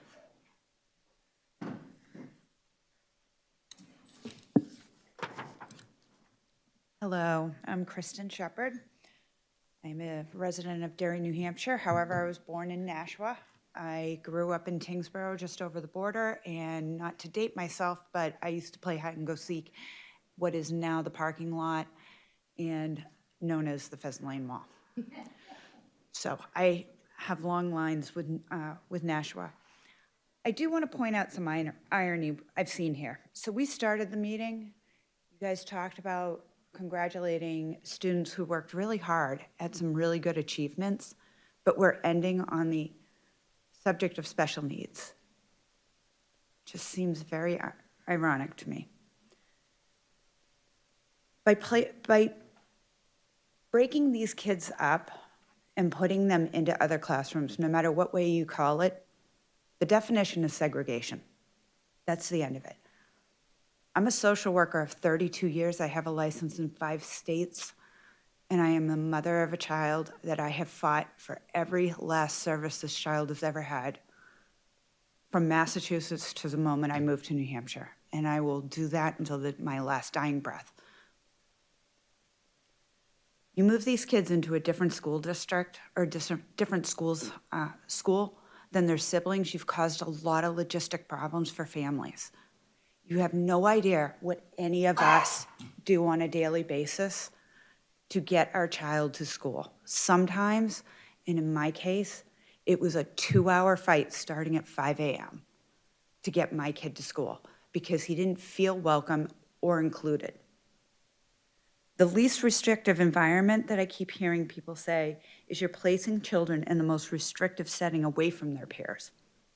You're taking the most vulnerable from your society, your community, and placing them in not what is best for the student, but what's best and most convenient for the Nashua School Department. I did see on your paperwork, on your slide, Birch Hill, 40 students. Did I get that right, roughly? Sure. With 1 full-time mental health clinician, you just set that clinician up for complete failure. That's a caseload of 40 students. A student with medical needs is very different from a student with serious mental health diagnosis, who's extremely different than a student with developmental disabilities. Parents don't realize that they can reject an IEP. Can't tell you how many times I sit with parents all the time. That's part of my private practice that I do, and I sit and I work with parents and explain to them what they can fight for, what they can and cannot say, and what they need to do. And I will tell you, 90% of the time, parents don't even realize that they can reject it. I've also heard, and I'll leave it with this, I've also heard the word burden used much this evening. Our kids are not burdens. They're our gift. They're every single one of our gifts. We are not a burden. Our families are not a burden, and our kids are not burdens. Thank you. Thank you. Okay, that wraps up our second public comment. It is time for board member comments. I'll start over here with Ms. Gilio. I think I have nothing more to add tonight. Thank you. Ms. Prin? I'm going to echo that sentiment. It's going to still be a lot to process, no comment. Mr. Johnson? I want to thank Ms. Lamphere for what was presented at a meeting a few weeks ago and could have simply flown under the radar. But her passion to make sure that didn't happen got us adjustments tonight. And we, did it go far enough? We don't know. Is it ideal? We don't know. But thank you for sticking with that and for presenting the argument back to the administration to get them to make changes to what they presented. Thank you. Ms. Lamphere? I felt the same way Ms. Shepherd did about the AP classes and how that was presented at the beginning of the meeting. I was talking to Ms. Bishop through text last week, and I said, you guys here on the board and the administration, you try, but you don't know what it's like to have kids like ours, to know that other people don't see them for what they are. They see them as someone to be pushed aside, someone that's a problem, someone that's an issue, someone that, a burden. And I'm really very happy that so many people came out tonight to show you guys that the kids with disabilities are the same as any other kid, and they deserve the same chances at happiness, the same chance to be part of a group, the same chance to go to school with their brothers and sisters. I mean, think about all the things that you want for your kids. And do you think that we don't want them for our kids? We do. And, we're just trying to get what our kids deserve. You can't celebrate the accomplishments of some kids and just assume that other kids aren't capable of any accomplishments. But I thank you very much for listening, and thank you very much for coming, everyone. I really, this was a really powerful night. Thank you. Ms. Lopez? I just want to thank everyone that took time out of their day to come out and stand for this. I heard some really big words today that I really do feel on behalf of the Nashua School District as an elected official to sit here on the school board and have decisions made in silo without my knowledge. I wasn't here 2 weeks ago when this presentation was presented. I do go back and I'll watch it, But Regan put it out. She pulled people together. I don't have that ability in my daytime. But I wanted her to know that night, I haven't talked to her since that night, that if you needed anything, that you have support. You had support here today. So thank you for everyone that came. And I really do feel bad for the kids in this situation. I pray that what we are saying that we're gonna do, that these teams of 3 and 4 groups of 10, everything that's presented here, that this is gonna be the best outcome for the future of the people that will stand beside us as we age. Thank you very much. That's Ms. Raymond? Thanks. I just want to bring people who live in Nashua's attention to the next Harriman Public Forum on May the 20th. We asked them to do a facilities master plan and look at all of our buildings and what they need. And the truth is that some of our buildings are still not accessible. Some of our buildings don't have capacity to handle certain things. And some of them are just in not the best condition. And so I think it would be helpful to have people who are aware of this or not aware of it go to have to the community forum and really be clear with Harriman, like what they want to see in their schools. And then the other side of it is I would really like to encourage people to work on the state funding aspect. I don't love this idea of pitching these kids need this and these kids need this and we need to choose. Like, that's just wrong. It's just wrong on many, many levels. And so once again, we have a state budget that doesn't support what we need for our kids all collectively. We have bills that are going to cut taxes more on businesses and thus lose another, I think, $26 million next year in revenue. 145 districts are going to get less money from the state next year than they got this year. So I just feel like there's this domino effect of shipping money out of the public schools, shipping revenue out in general, but shipping money out of the public schools. Every bill that I have personally filed to try and get a little bit more money for special ed has gone up in, it's like it goes down like a lead balloon. One of mine had a very big price tag. So I think that Nashua is not the only district that is struggling with this. I'm hearing from board members on other districts that are also struggling with this. And I think we need to take it to Concord. We need to take it to the ballot box in November and elect people to go to Concord who are willing to pass bills to provide funding and regulations. And then we also need to make sure that the people who are currently there know that, like, you can't keep underfunding public education. So, yeah, that's all I got. I'm gonna end on this note. I was chatting with a parent within the special ed community, and they were saying, I'm sick of the words least restrictive placement. I want my child to be in the placement with the most opportunities.